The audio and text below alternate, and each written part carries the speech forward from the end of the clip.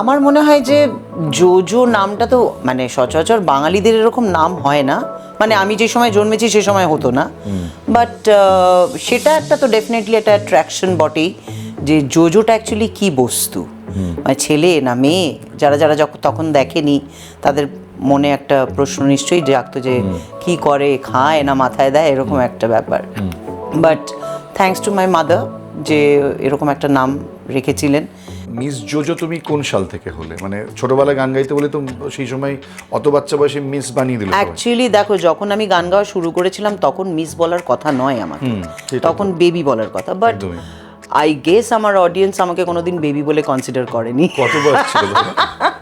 6.5 ও 6.5 বছরে তুমি মিস? হ্যাঁ, জোজো নামটা তো মানে সচরাচর বাঙালিদের এরকম নাম হয় না, মানে আমি যে সময় জন্মেছি সে সময় হতো না, বাট সেটা একটা তো ডেফিনেটলি একটা অ্যাট্রাকশন বটেই যে জোজোটা অ্যাকচুয়ালি কি বস্তু, মানে ছেলে না মেয়ে, যারা যারা যখন তখন দেখেনি তাদের মনে একটা প্রশ্ন নিশ্চয়ই জাগতো যে কি করে, খায় না মাথায় দেয়, এরকম একটা ব্যাপার। মানে উষা উত্তমের সাথে তুলনা বারবার এলো কেন? মানে তুমি কি কোথাও ওনাকে একেবারে ফলো আমি করার উষাদিকে তো definitely she is one of my idol, specially as a performer. কারণ একটা সময় ছিল আমি উষাদির অনুষ্ঠান দেখতে যেতাম, এবং কিভাবে উনি মানুষের সঙ্গে ইন্টারাক্ট করছেন, মানে what was the magic behind that charisma, ওটা বোঝার চেষ্টা করতাম। আমাকে ইডিয়েট বলে ডাকে আদর করে। আচ্ছা আচ্ছা। তো বলে, idiot what are you doing, are you free? Yes. Last 1 বছর আগে যখন বিদেশ গেছিলাম অ্যাটল্যান্টাতে, মোস্ট প্রবাবলি একজন ভদ্রলোক আমার গান শুনতে এসেছিলেন, এবং শো হয়ে যাওয়ার পরে উনি গ্রিন রুমে আসেন, যেরকম অনেকেই এসছে ছবি টবি তুলছে, তখন উনি আমাকে এসে একটা কথা বলেন, which I felt really inspiring. উনি বলছেন, দিদি আমি যখন সোয়ানসো কলেজে পড়তাম তখন আমি আপনার শো দেখেছিলাম, আচ্ছা। আজকে আমার ছেলে কলেজে পড়ে, আমি ওকে আপনার শোটা দেখাতে এনেছিলাম। So that was very inspiring. তোমার কি কখনো কোনো মনে হয় যে তুমি এত একটা উচ্চতায় ওঠার পরও কখনো কখনো তুমি তোমার মেজাজ হারিয়ে ফেলো, বা তোমার মনে হয় যে তুমি অনেক বেশি রিয়্যাক্ট করে ফেলো কিছু কিছু ক্ষেত্রে?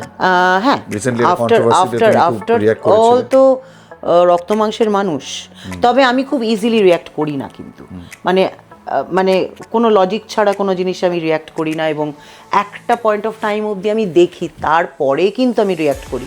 লাস্ট কন্ট্রোভার্সি থেকে একটু ইগো কাজ করেছিল? না ইগোর জন্য? না না না, ওটা ইগোর জন্য নয়। তোমার মনে হচ্ছিল এটা বলা উচিত? একদমই তাই, কারণ ওইটা আমি যেহেতু বলেছিলাম, আমাকে পরবর্তী সময় অনেকে ফোন করে বলেছিল সেম কেসটা আমাদের সঙ্গেও হয়েছে, তুমি বলতে পেরেছো, আমরা বলতে পারি না। আজকে আমার যার সঙ্গে তুমি যেটা বলছো, যার সঙ্গে সমস্যা, তার সঙ্গে তো সারেগামা পায়ে আবার তো দেখা হলো, আমি তো নিজেই তার সঙ্গে আবার হাত ধরে নেচেছি, তাকে জড়িয়ে ধরেছি, কারণ আমার সেই দিনকে যেটা নিয়ে আমার রিয়্যাক্ট করা উচিত ছিল আমি করেছি। আচ্ছা, তুমি কি স্টিল ম্যারিড? এটা তো মানুষের মধ্যে প্রশ্ন। তারপর আমি পরবর্তী ক্ষেত্রে যাচ্ছি, তুমি কি স্টিল ম্যারিড? এটার একটা মজার জবাব আছে, মানে এটা আমি একটা দুটো টেলিভিশন শোতেও বলেছি, আমি ভেরি হ্যাপিলি ম্যারিড ব্যাচেলার। আচ্ছা। ইউনিভার্সিটি ইনস্টিটিউট হলে শো ছিল, তো শো করার পরে আমি বাবলুকে বললাম, বাবলু আমরা তো বোধহয় বিয়ে করে নিলেই ভালো হয়, কারণ বাবাও তো একলা থাকতে দেবে না, কারণ এর আগেও বলেছিলাম বাবাকে যে আমি একটা ফ্ল্যাট নিয়ে একলা থাকি, let me gate busy with my work and let me stay my self. তো বাবা মা তো ডেফিনেটলি রাজি নন, ওই একমাত্র উপায় ছিল বিয়ে। তো বাবলুও বুঝতে পেরেছিল সিচুয়েশন, তো বললো ঠিক আছে। তারপরে বাবলুর বাড়িতে যাওয়া হলো, বাবলুর মা ভেবেছে আমি এমনিই গেছি শোয়ের পরে। মানে তখন জেঠিমা জানতেন? হ্যাঁ, সম্পর্ক আছে, জানতেন। জানতেন। তো আমি তখন বাবলুর মাকে বললাম যে এরকম আজ থেকে কিন্তু আমি এই অ্যাড্রেসেই থাকবো। হ্যাঁ। আবার এইটা নিয়ে প্রচুর নিউজ হয়ে যেতে পারে, জানো তো। কি? ডানলপের বাড়িতে একজন আমার নাম করে পালিয়ে এসেছিল, মানে মা বাবাকে বলেছে জোজোর কাছে যাচ্ছি বলে চলে এসেছিল, সে বুঝতে পারেনি আমি ম্যারিড। হ্যাঁ শোনো, বাবলু যেখানে যদি পাহাড়ে বলে যে আমি বাড়ি করব, হ্যাঁ ও এমন একটা জায়গায় বাড়ি করবে, তার মানে কশো মাইলের মধ্যে তো কিচ্ছু থাকবে না প্রথমত। আর তুমি যদি এখন এক্সপেক্ট করো যে বাবলুদা পাহাড়ে বাড়ি করবে আর তুমি সেখানে বাবলুদার হাত ধরে সিনেমা দেখতে যাবে, না না, এটা তো সিনেমা হবে আমি না। দেখার কথা বলছি না। তো আমার মনে হয়েছিল, সবসময় এটা মনে হতো যে আমি যদি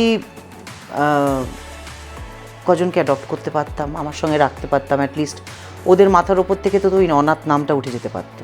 মানে ধরো তুমি এটা যখন বলছো তখন তুমি এটা নিয়ে কন্ট্রোভার্সিরও শিকার হয়ে গেছো, মানে তোমার কেন মনে হলো এটা হলো? মানে মানে লোকজন এটা নিয়ে দেখো, মানুষজন তো সব কিছুতেই একটা পোঁ ধরবে, সে তুমি ভালো কাজ করো আর খারাপ কাজ করো। তো কারণ তুমি এটা নিয়ে রিয়্যাক্টও করেছিলে? না, রিয়্যাক্ট করেছিলাম কিছু কিছু ক্ষেত্রে। যেরকম কেউ একটা বলেছিল আমাকে যে বুড়ো বয়সে খাল কেটে কুমির আনার কি দরকার ছিল।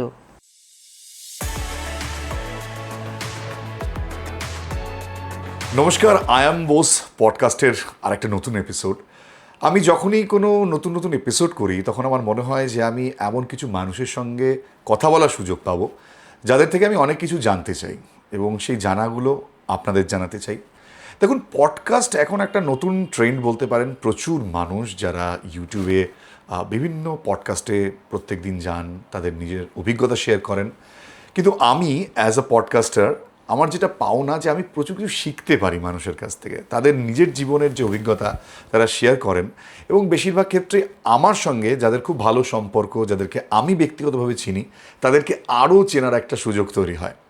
তো আজকের পডকাস্টে এমনই একজন ব্যক্তিত্ব আমার সঙ্গে রয়েছেন যিনি নিজের গোটা জীবনটাই এখনো পর্যন্ত বলা যেতে পারে শিল্প, সঙ্গীত, অভিনয় জগৎ, তার পাশাপাশি নিজের একটা আলাদা পরিচয় তৈরি করা, সমস্ত কিছুর মধ্যে থেকেই এই জীবনটাকেই বেঁচে এসেছেন এবং এই জীবনের উত্থান পতন সমস্ত কিছু তিনি দেখেছেন। গানের জগতের তিনি একটা আজকে দিনে দাঁড়িয়ে বাংলা একটা বড় নাম এবং আপনারা সবাই তাকে চেনেন, ইতিমধ্যে দেখেও নিয়েছেন। নতুন করে এত আর ভনিতা করার প্রয়োজন নেই আমার মনে হয়। আমার সঙ্গে রয়েছেন, শুরুতেই বলি, মিস জোজো। এটা বলি বেটার হয়। প্রথমে জোজোদি তো বলবোই, কিন্তু প্রথমে যে মিস জোজো। হ্যাঁ, ওটা তো আমার সার নেম অ্যাকচুয়ালি। এটা না অনেকেই তোমাকে জিজ্ঞাসা করে।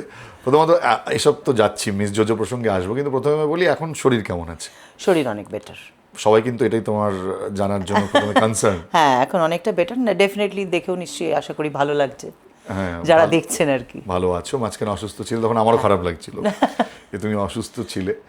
তোমার সাথে আমার প্রথম আলাপ গরুমারাতে, এবং সেটা আমরা একটা ভিডিও করেছিলাম এবং খুব একটা মানে কি বলবো, মাঝরাতের পরে প্রায়, হ্যাঁ ওরকম একটা সময়, একদম অদ্ভুত ভাবে যেই সময় মানুষ ঘুমায় সেই সময় আমাদের আলাপ হয়েছিল। একটা ক্যাজুয়াল আলাপ, সেখান থেকে আমরা ভিডিও করেছিলাম এবং প্রচুর মানুষ দেখেছিল সেটাতে।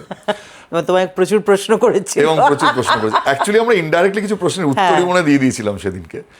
তো দেখো, মানুষের জীবনে মানুষ খুব সাধারণ সাধারণ জিনিসগুলো ভালোবাসে। মানুষ অসাধারণ কিছু বা বিশাল এমন কিছু বড় বড় কথা, বড় বড় জ্ঞান ভালোবাসে না।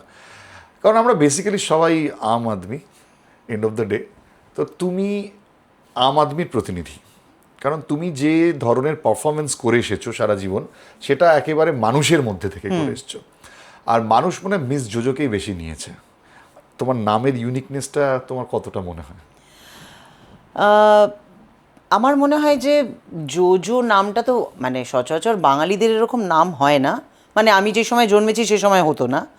বাট সেটা একটা তো ডেফিনেটলি একটা অ্যাট্রাকশন বটেই, যে জোজোটা অ্যাকচুয়ালি কী বস্তু, মানে ছেলে না মেয়ে, যারা যারা যখন তখন দেখেনি তাদের মনে একটা প্রশ্ন নিশ্চয়ই জাগতো যে কি করে, খায় না মাথায় দেয়, এরকম একটা ব্যাপার।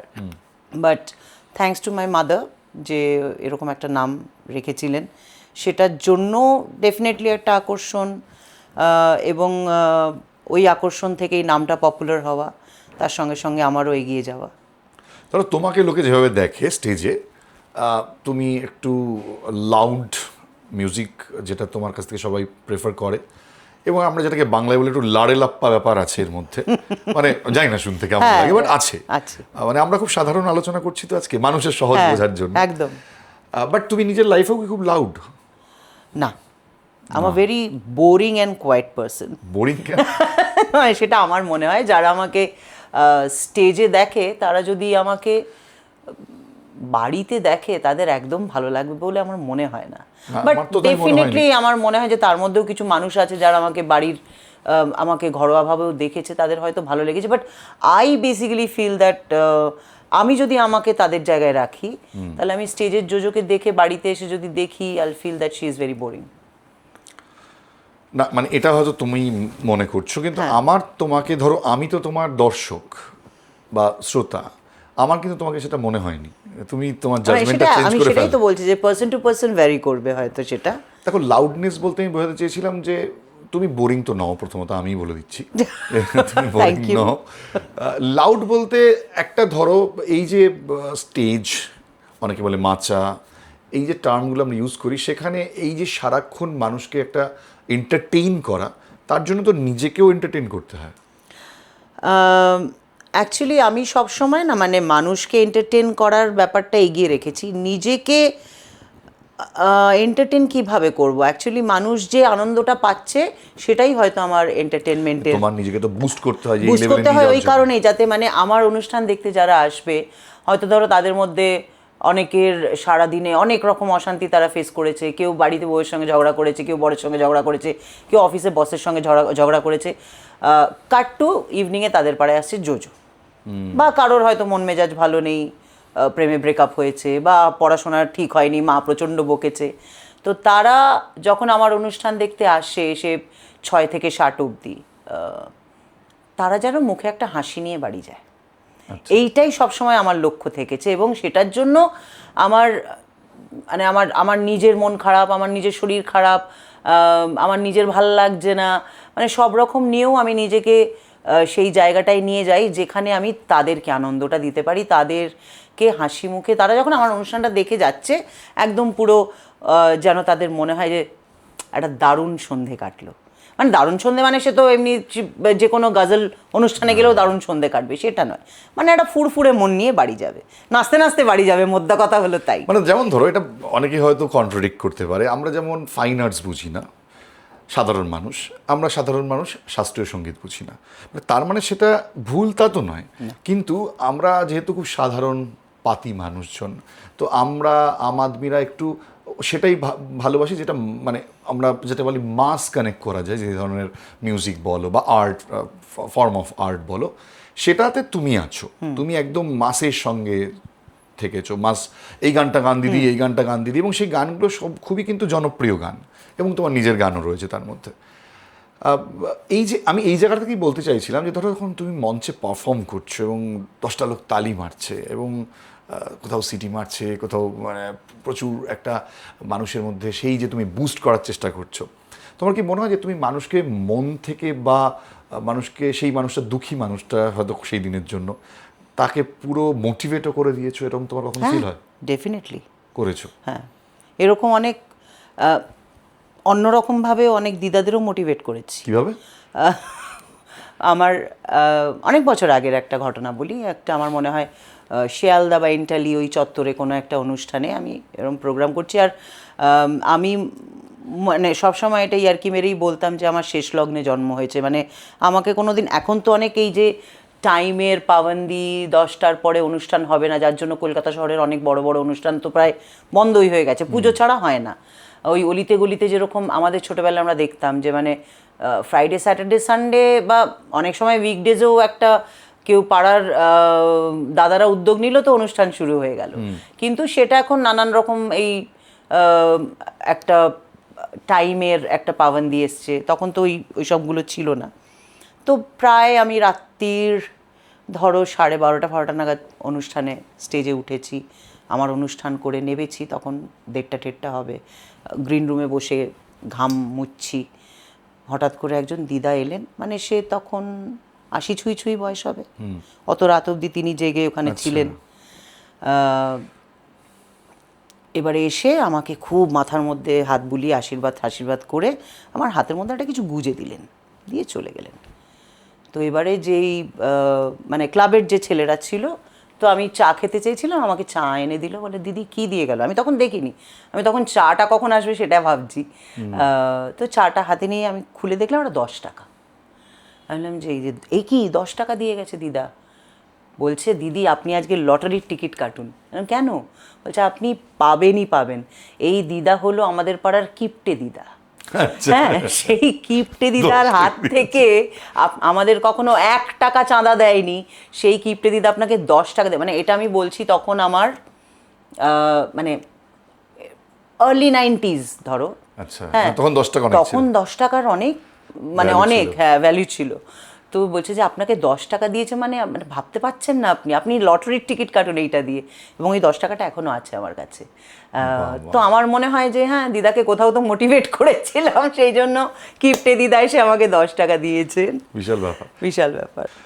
আচ্ছা, তোমার নিজের জনপ্রিয়তার আগেও তুমি জনপ্রিয়তা দেখেছো, কারণ তুমি বিখ্যাত একজন অভিনেতা মৃণাল মুখোপাধ্যায়ের মেয়ে, সেই জন্য বাবার লাইমলাইট দেখেছো এবং তারপর নিজের লাইমলাইট দেখেছো।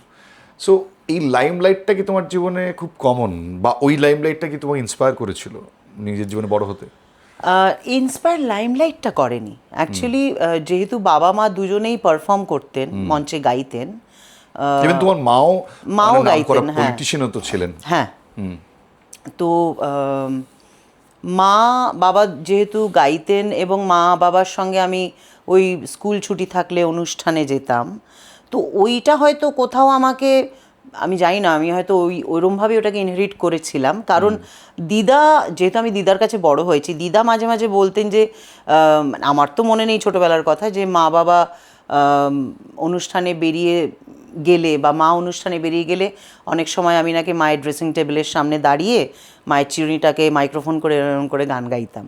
আচ্ছা। হ্যাঁ, তো কোথাও একটা হয়তো ছিল, মানে যেহেতু, কারণ আমার মনে হয় যে আমি তো মানে জন্ম থেকেই গান শুনছি। বাবা রেয়াজে বসলে আমি নাকি হামাগুড়ি দিয়ে বাবার কোলে গিয়ে বসে বাবার সঙ্গে করতাম, সেটা আমারও মনে নেই। বাবা গল্প করতো আমি যখন একটু বড় হয়েছি তখন। তো বাচ্চাদের সঙ্গে যেরকম খেলনা পুতুল থাকে, আমার সঙ্গে গান বাজনাটা ছিল বলেই হয়তো। মা বাবা দুজনে ইন্সপিরেশন, হ্যাঁ। মানে গানের দিক থেকে হ্যাঁ, বলছি। মানে আর মায়ের গানের ক্লাস ছিল বাড়িতে, তো কাজেই আমি তুমি কি যদিও প্রপারলি শিখেছিলে? আমি খুব কম দিন প্রপারলি শিখেছি, টু বি ভেরি অনেস্ট। কারণ আমার ওই যতটুকু আমি শিখেছি সেটার জন্য আমি বলি আমি তানসেন নই, আমি কানসেন। আচ্ছা। হ্যাঁ, তো কারণ একটা বাড়িতে যেহেতু একটা পরিবেশ ছিল, মায়ের গানের ক্লাস ছিল এবং আমি দাঁড়িয়ে দাঁড়িয়ে শুনতাম এবং মায়ের ছাত্রীরা ভুল গাইলে সেই ভুল ধরতাম, সেই জন্য মায়ের কাছে খুব বকাও খেতাম। কারণ মা বলতেন তুমি যখন ওদের সঙ্গে ক্লাস করো না, কোনো ভুল ধরার অধিকারও তোমার নেই। হ্যাঁ, তো আর আমার একটা অভ্যেস ছিল যে আমি স্কুলে যাওয়ার মানে আমি ঘুম থেকে উঠলাম, সেই যে মানে আমার ঘরের মধ্যে গানটা টেপ রেকর্ডারটা চালু হলো, স্কুলে যাওয়া অবধি ওটা বন্ধ, আবার স্কুল থেকে ফিরে আবার গান চালু হলো, ঘুমাতে যাওয়া অবধি চলছে। তার মধ্যে আমি পড়াশোনা করতাম, তার মধ্যেই আমি সব কিছু করতাম, খেলাধুলো করতাম। সো গানটা কনস্ট্যান্ট ছিল জীবনে। তো ওইটার বাইরে যার জন্য হয়তো আমি কিছু ভাবতে পারিনি। তো তোমার মিস জোজো তুমি কোন সাল থেকে হলে? মানে ছোটবেলায় গান গাইতে বলে তো সেই সময় অত বাচ্চা বয়সে মিস বানিয়ে দিল সবাই। অ্যাকচুয়ালি দেখো, যখন আমি গান গাওয়া শুরু করেছিলাম তখন মিস বলার কথা নয় আমাকে, সেটা তখন বেবি বলার কথা। বাট একদমই। আই গেস আমার অডিয়েন্স আমাকে কোনোদিন বেবি বলে কনসিডার করেনি। কত বয়স ছিল তখন? 6.5 ও 6.5 বছরই তুমি মিস? হ্যাঁ। আচ্ছা। কারণ আমার মনে আছে যে মায়ের সঙ্গে আমি মায়েরই একটি অনুষ্ঠানে গেছিলাম এবং মা জানতেন না, অ্যাকচুয়ালি ঘটনাটা এরকম ঘটেছিল যে মা তো বাড়িতে রিহার্সাল করতেন, তো মা যখন চাটা করতে যেতেন মিউজিশিয়ানসদের সঙ্গে, তখন আমি মায়ের মিউজিশিয়ানসদের সঙ্গে বসে বসে গুনগুন করে গান গাইতাম এবং ওই গুনগুন করতে করতে আমার 3টে গান রিহার্সালও করা হয়ে গেছিলো তাদের সঙ্গে, জাস্ট ফর ফান। মানে তখন আমি ওটার ওরকম মাহাত্ম্যও বুঝতাম না যে আদৌ ওটা আমি রিহার্সাল করছি না গান গাইছি, আমার ভালো লাগতো আমি গাইতাম। তো মায়ের সঙ্গে একদিন একটা অনুষ্ঠানে গেছিলাম, তো তখন খুব ভালো অডিয়েন্স ছিল। মাকে, মায়ের যিনি গিটারিস্ট, আমি বিশু মামা বলতাম, মাকে বলেন যে এরকম দিদি আজকে জোজোকে একটা গান গাইতে দাও না। তখন মা বলে না না, ও তো কিছু গান টান জানে না। বলো হ্যাঁ ও পারবে, তুমি দাও গান গাইতে, কারণ ওরা তো জানে আমি তোদের সঙ্গে গান গেয়েছি। তো আমি একটা গান গাইলাম এবং তা ওই মানে লোকজন এত অ্যাপ্রিসিয়েট করা শুরু করলো, ওই করতে করতে আমার যে 3খানা গান স্টকে ছিল সে 3টেই আমি পুরোপুরি গাইলাম ওখানে। এবং সেই অনুষ্ঠানটার পর থেকে মানে আগে তো এরকম ছিল, আগে তো ইভেন্টস ছিল না কোনো, আগে তুমি একটা পাড়ায় গান গাইলে তোমার গান যদি অডিয়েন্সের ভালো লাগে পাশের পাড়ায় তুমি ডাক পাবে, মানে বা আরও 5টা পাশের পাড়ায় ডাক পাবে, এরকমই সিস্টেম ছিল। এবং যারা উদ্যোক্তা তারাই নিজেরা শিল্পীদের বাড়িতে এসে তাদেরকে বুকিং করে যেত। তো ঠিক তার 1 সপ্তাহর পর থেকে আমার জন্য অনুষ্ঠান আসা শুরু হয়। আচ্ছা। তো মা তো একটুখানি প্রথমে কিন্তু কিন্তু করেছিলেন, কিন্তু তারপরে দেখলেন যখন সবাই এত অ্যাপ্রিসিয়েট করছে তখন আমার অনুষ্ঠান করা শুরু হলো। আমার তো ভালোই লাগছিল, কারণ আমার পড়াশোনা করতে একেবারেই ভালো লাগতো না। পড়াশোনা থেকে মানে পালানোর আরেকটা মানে অজুহাত ছিল হলো গান করতে যাওয়া। অ্যান্ড মানে স্লোলি আই স্টার্টেড লাইকিং ইট। মানুষজনও এত অ্যাপ্রিসিয়েট করলো, and I became popular in a very small period of time. তো বাস চালু হয়ে গেল। দেখো, একটা জিনিস যদি ভাবি যে তুমি যেভাবে যে গানটা শুরু করেছো, মানে প্লেব্যাকের থেকেও তোমাকে মানুষ স্টেজে বেশি চেনে, মানে তোমার হ্যাঁ, জনপ্রিয়তা। কারণ আমার মানে আমি প্রথমে মানে আমার তো অ্যালবাম হিট হয়ে আমি মঞ্চে না, আসিনি, আসোনি। আমি মঞ্চ থেকে হিট হয়েছি। কিন্তু সেটা যদি তুমি লক্ষ্য করো যে তোমার মতন কিন্তু কলকাতা বা পশ্চিমবঙ্গে এরম আর্টিস্ট যারা গান করেন এবং দীর্ঘদিন ধরে স্টেজে ফেমাস, হ্যাঁ। তারা কিন্তু এই লেভেলে পরিচিতি পাননি। সবাই হয়তো অনেকেই নাম জানেন, কিন্তু তুমি যেটা মঞ্চ থেকে এসে একদম ডাইরেক্ট তারপরে ফিল্মের কাজ করছো বা ইন্ডাস্ট্রির মধ্যেই রয়েছো সম্পূর্ণ, এখনো আছো, ধরো একটা এত বড় একটা শোর তুমি জাজমেন্ট করছো, সেই জায়গাটা কিন্তু সেই প্ল্যাটফর্মটা অন্যরা পায়নি। তারা কিন্তু ভালো ভালো গায়ক হওয়া সত্ত্বেও আমি খুব কম আমি দেখতেই পাচ্ছি না আশেপাশে যে যারা মঞ্চ থেকে উঠে এসেছে। তোমার কি মনে হয় কি ইউএসপি ছিল তোমার সেই কারণে? এখন যদি আমি সেটা ভাবি, দেখো তখন আমার কাছে না কাজটা করা, মানে সেটা গান হোক বা কোনো জিঙ্গল গাওয়া হোক, কোনো ছবির গান হোক, আমার কাছে যখনই যে কাজটা এসছে আমি কিন্তু না সেই কাজটাকে সেইটা আমাকে কত দূর নিয়ে যাবে সেইটা না ভেবে যেই কাজটা এসছে সেটাকে খুব মানে হাসি মুখে অ্যাকসেপ্ট করেছি এবং সব রকম কাজ করেছি, কারণ আমি কাজ করতে ভালোবাসি। আমার মনে হয়েছে যে মানে আমি যেই কাজটা করছি সেটা আমাকে খুব আনন্দ দিচ্ছে, কাম হোয়াট মে, সেটা স্টেজ শোজ হোক, সেটা কোনো জিঙ্গল গাওয়া হোক, সেটা ছবির গান হোক। আমি খুব অল্প বয়সে ছবির গান গাওয়া শুরু করেছি, খুব অল্প বয়সে জিঙ্গল গাওয়া শুরু করেছি। সো আরেকটা হলো আমি নিজেকে সময়ের সঙ্গে সঙ্গে চেঞ্জ করেছি। আমার মনে হয় একটা পয়েন্ট আছে, আমার মনে হয় যেটা, যে তুমি পারফর্মার, তোমাকে শুধু সিঙ্গার বললে ভুল হবে না, এই definitely। পারফর্মার হওয়াটাই তোমার হয়তো, যেমন ধরো তোমাকে সবসময় উষা উত্থুপের সঙ্গে তুলনা করা হয়েছে, বিকজ ওই একটাই রিজন যে বোথ অফ ইউর পারফর্মার, তোমাদের স্টেজের পারফরমেন্সটা মানুষের মনে থেকেছে, যে তোমরা যেভাবে বিহেভ করছো, তোমাদের পোশাক, তোমাদের কথা বলার ভঙ্গি, শুধুমাত্র গায়িকি না, এটা কি কোথাও ফ্যাক্টর? দেখো এইটা একটা সার্টেন লেভেলে ফ্যাক্টর, বিকজ ওটা আমি যদি বলি যে মানে শোবিজ যেখানটা, মানে স্টেজ শোজ বা ধরো কোনো রিয়েলিটি শো, সেই জায়গাটায়। কিন্তু আমি যখন মানে কোনো অ্যালবামের জন্য গাইতে যাচ্ছি বা কোনো প্লেব্যাক করতে যাচ্ছি, সেখানে তো আমি কি পারফর্ম করছি সেটা তো ওখানে এখন ম্যাটার তো করে তোমার না। পরিচিতি হয়ে গেছে সেটা। না, আমি বলছি যে যখন থেকে আমি শুরু করেছি আচ্ছা। তখন থেকেই, বাট তোমাকে বিভিন্ন কাজের জন্য মানে আমাকেও নিজে যেটা করতে হয়েছে, আমি তো প্রথমেই এসে সব কিছু শিখে ফেলিনি, না। আমাকে কাজ করতে করতে শিখতে হয়েছে, এবং আমি কোথায় ঠিক করছি কোথায় ভুল করছি সেটা বারবার স্টাডি করতে হয়েছে। একটা সময় ছিল জোজোর অডিয়েন্স মানে শুধু ইউথ, এখন তুমি কিন্তু 8 থেকে 80 বা মানে 6 থেকে 60 যে কোনো এজ গ্রুপের মানুষ আমার অডিয়েন্সে তুমি পাবে, কারণ আমি নিজেকে সেই রকমভাবে বদলেছি।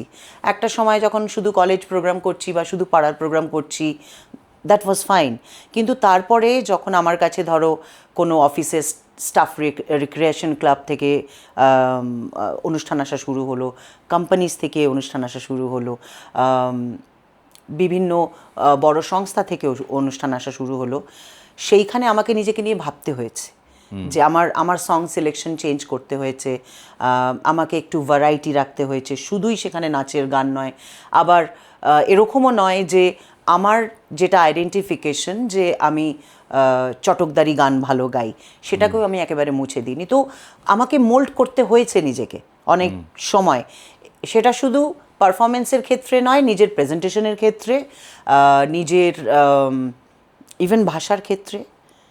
আমি কোনো সময় নিজেকে একটা জায়গায় বেঁধে রাখতে চাইনি, এবং আমি সব সময় চেয়েছি যে হ্যাঁ, আমি জানি যে সবাই সব কিছুতে পারদর্শী নাই হতে পারে, আমিও সেটা নই, কিন্তু যেটা আমার সেক্টর সেটার একটু আশেপাশে যেগুলো আমি করতে পারবো সেগুলোতে তো আমি মাজা ঘষা করে নিজেকে দাঁড় করিয়ে দিতে পারি, এবং সেটাই আমি করে এসেছি, এবং সব রকমের কাজ করেছি, সব শ্রেণী কাজ করেছি। আমি কোনো কাজকে কোনো দিন ও আচ্ছা ইনি বড় মিউজিক ডিরেক্টর বলে আমি দৌড়ে দৌড়ে গেছি আর নতুন কোনো মিউজিক ডিরেক্টরকে অবহেলা করেছি, এটা কখনো করিনি।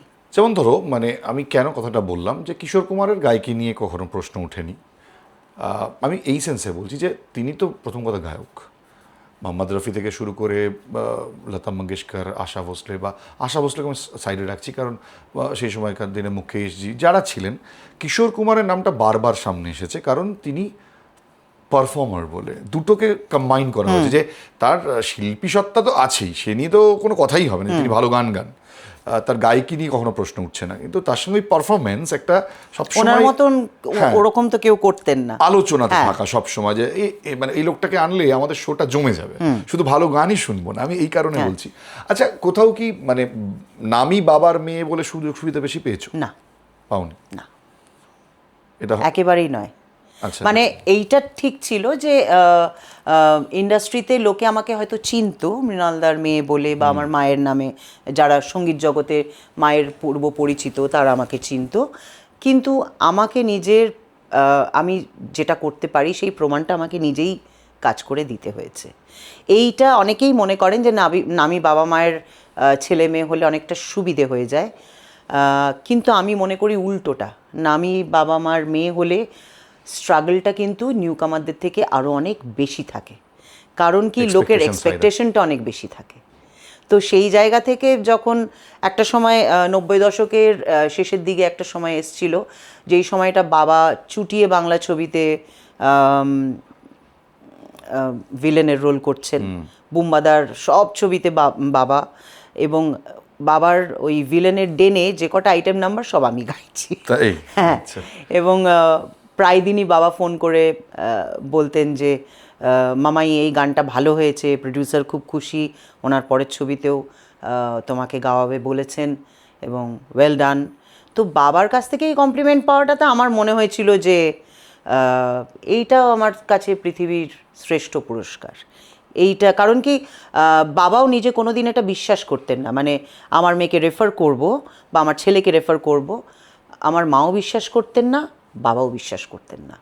তো কাজেই যেই জায়গাটা আমাকে করতে হয়েছে আমার নিজের খাটনিতেই করতে হয়েছে। তুমি মাকে খুব ভয় পেতে? ভীষণ। মা খুব আমার মা প্রচণ্ড রাগী ছিল, আমি বাবাকেও ভয় পেতাম, বাট বাবার ভয় পাওয়াটা হলো বাবাকে ওই রেসপেক্ট থেকে যে ভয় পাওয়াটা, কারণ বাবার সঙ্গে আমি খুব বেশি দিন কাটাইনি বলে ছোটবেলা থেকে ওই ইয়েটা ছিল না, কিন্তু বাবাও রাগী ছিলেন না, কিন্তু বাবা তাকালেই হয়ে গেল শেষ।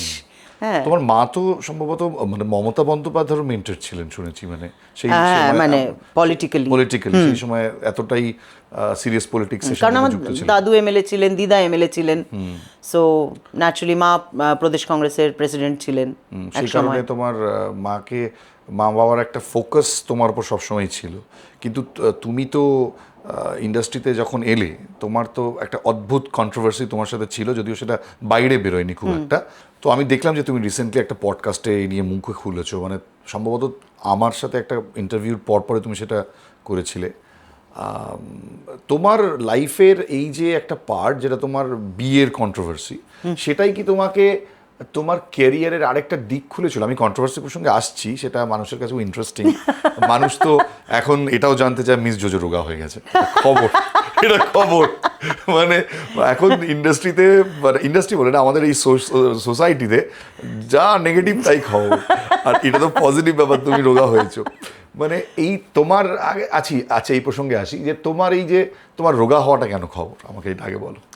রোগা হওয়াটা দেখো, আমার এই যে অপারেশনটা হয়েছিল, আমি না একটা ভয় পেতাম যে যদি আমার বেড সোর হয়ে যায়, যদি আমার কোমরে ব্লিস্টার্স হয়ে যায়, খুব বেশি হেভি ওয়েট থাকলে কি হয়, এই অপারেশনটা অনেক দিন একভাবে শুয়ে থাকতে হয়, তো এইগুলো হওয়ার চান্সেস খুব বেশি। আচ্ছা। তো আর তার উপরে রিকভারিটাও একটু লেট হয়, কারণ নড়তে ফিরতে এমনিতেই একটা স্টিফনেস থাকে, তার উপরে খুব বেশি ওজন বেশি হলে পরে ওইটা আরও বদার করে। সো ন্যাচারালি আই থট কি যে একটুখানি যদি হালকা ফুলকা হয়ে যায় তো তাহলে আমার সুবিধে হবে, সেইটাই ভেবে একটুখানি কন্ট্রোল করা, আর কিছুই নয়। লোকজনের মানে ভালো লেগেছে? হ্যাঁ, লোকজনের খুব ভালো লেগেছে এবং আমি খুব খুশিও হয়েছি। তুমি নিউজে চলে এসছো আবার নতুন করে। না, নিউজে আসার জন্য খুশি হয়নি, বাট মানুষের যে নিউজে এসে গেছে এই কারণে। মানুষ এটা অ্যাপ্রিসিয়েট করেছে, এবং যদিও তার মধ্যেও অনেকের অনেক রকম বক্তব্য, যাই হোক সেটা নিয়ে আমার কোনো মাথা ব্যথা নেই। কিন্তু আমি ওই কোনোদিনই আমার না এই লক্ষ্যটা ছিল না যে মানে আমাকে খুব সাংঘাতিক একটা slim figure killing body maintain করতে হবে, because I have never believed in that. তুমি তো খুব সুন্দর স্লিম ছিলে। হ্যাঁ, একটা সময় ছিলাম।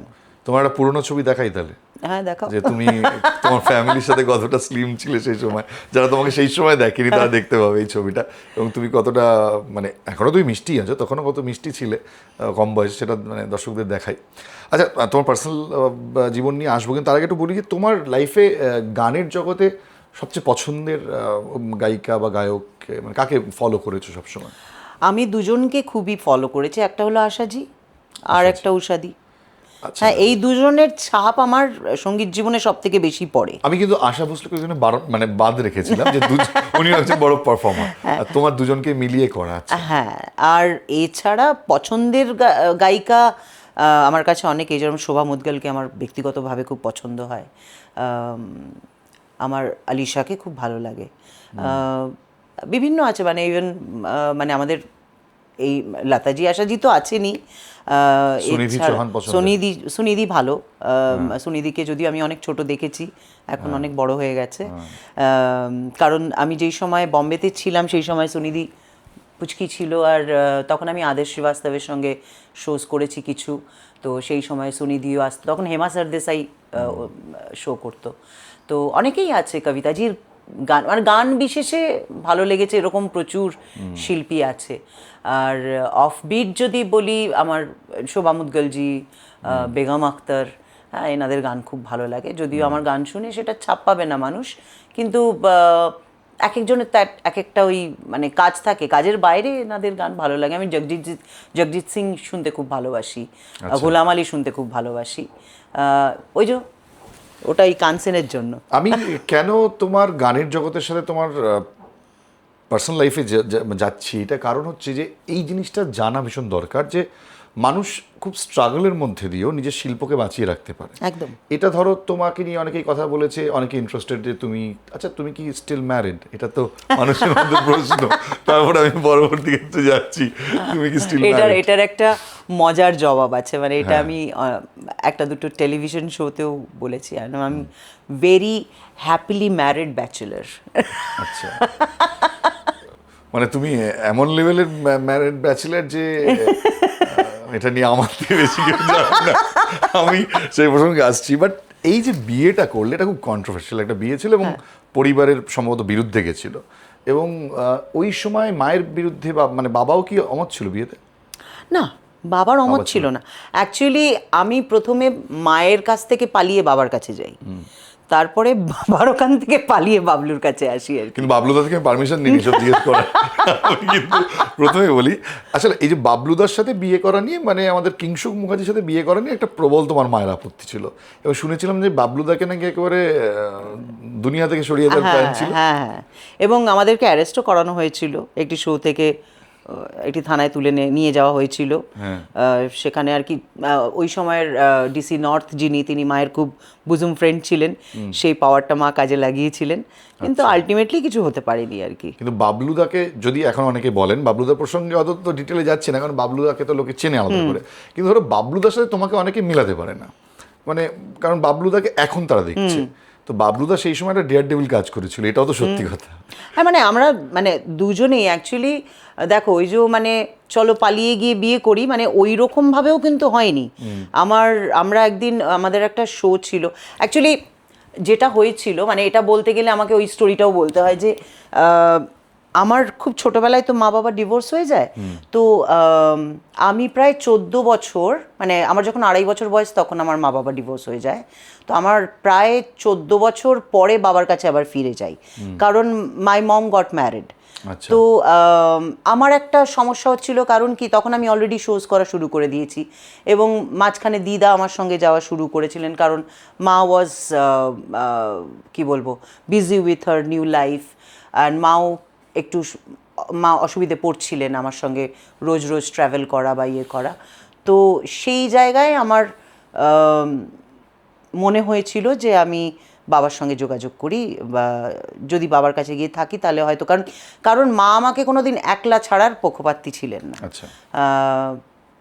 এটাও ভয় পেতেন মেয়ে যদি পালিয়ে যায়, মেয়ে যদি ভুল কিছু করে, এই যা মা বাবাদের টেনশন থাকে সেই রকম একটা। তো আমি বাবার সঙ্গে যোগাযোগ করি এবং বাবাকে বলি যে do you have any problem if I go and stay with you.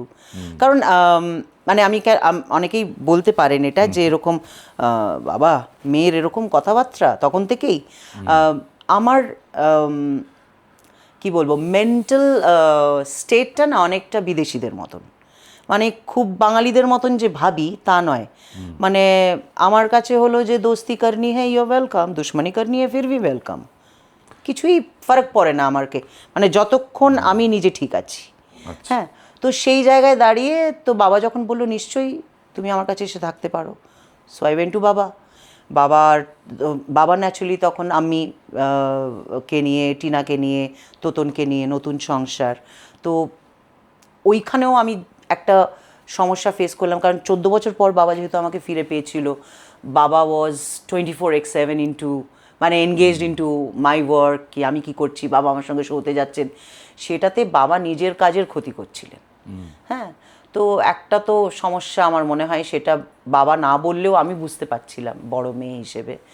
তো একদিন আমাদের ইউনিভার্সিটি ইনস্টিটিউট হলে শো ছিল, তো শো করার পরে আমি বাবলুকে বললাম বাবলু আমরা তো বোধহয় বিয়ে করে নিলেই ভালো হয়, কারণ বাবাও তো একলা থাকতে দেবে না। কারণ এর আগেও বলেছিলাম বাবাকে যে আমি একটা ফ্ল্যাট নিয়ে একলা থাকি, let me gate busy with my work and let me stay my self. তো বাবা মা তো ডেফিনেটলি রাজি নন, ওই একমাত্র উপায় ছিল বিয়ে। তো বাবলুও বুঝতে পেরেছিল সিচুয়েশন, তো বললো ঠিক আছে। তো সেদিনকেই আমরা, তখন সেদিনকে আবার বোন আমার সঙ্গে শো দেখতে এসেছিল, মানে খুবই দুই বোন। হ্যাঁ, মানে আচ্ছা, তারপর বোন ছোট। আচ্ছা, তো তারপরে বাবলুর বাড়িতে যাওয়া হলো, বাবলুর মা ভেবেছে আমি এমনিই গেছি শোয়ের পরে। মানে তখন জেঠিমা জানতেন? হ্যাঁ, সম্পর্ক আছে, জানতেন। আচ্ছা। তো আমি তখন বাবলুর মাকে বললাম যে এরকম আজ থেকে কিন্তু আমি এই অ্যাড্রেসেই থাকবো। তো মা তো পুরো আকাশ থেকে পড়েছে, অনিন্দদার প্রেম টেম মনে পড়ে গেল, লিভিং।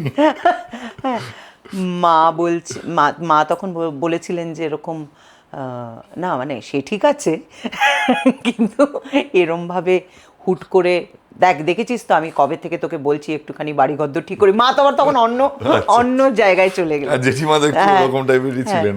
তো ঠিক আছে, তো বললো যে ঠিক আছে একটা কাজ কর, তো বোনকেও নিয়ে গেছি। তো আমি বাবাকে একটা বড় চিঠি লিখলাম যে I don't have anything against anybody, but from now onwards I am going to stay in this address. একটা বড় চিঠি দিয়ে বোনের হাতে ধরালাম, বোন তো কেঁদে কেটে অস্থির যে বাবা গেলে মানে বোনকেই নাকি মারবে হয়তো। তো বাবা তারপরে ফোন করলো বাবলুর বাড়িতে, তো আমি বললাম যে আমি এরকম টিনাকে ফেরত পাঠিয়ে দিচ্ছি, নাও onwards I am going to stay here.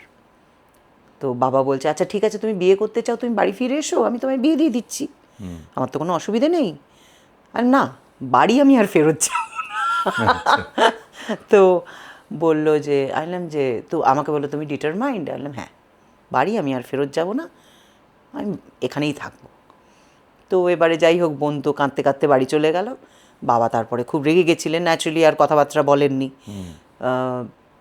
তো বাবলুর মায়ের সঙ্গে অনেকক্ষণ কথাবার্তা বলার পরে বাবলুদের বাড়ির পাশে ওর মাসির বাড়ি ছিল, তো সেই মাসির বাড়িতে আমি গেলাম, আমি কিন্তু ওই এক জামা কাপড়েই। হ্যাঁ, মাসির বাড়িতে সেদিনকে রাত্রিটা থাকলাম, পরের দিন ঠাকুরমশাইকে ডেকে ডেট ফিক্স করা হলো, ওই 4-5 দিনের মধ্যে একটা ডেট ফিক্স করা হলো, সেদিনকে আমাদের বিয়ে হবে। তো পরের দিন আমি আবার একটা পেন আর খাতা নিয়ে বাবলুর মায়ের সঙ্গে গিয়ে বসে, আচ্ছা কী সব নমস্কারি দিতে হয় বলো, সব লিস্ট করে নিজে গিয়ে সব শপিং করে ছেলেকে কি দিতে হয়, গলার চেন দিতে হয় বোধহয়, ঘড়ি দিতে হয়, আংটি দিতে হয়, সব কিছু দিতে হয়, গিয়ে সব শপিং করে চলে এলাম।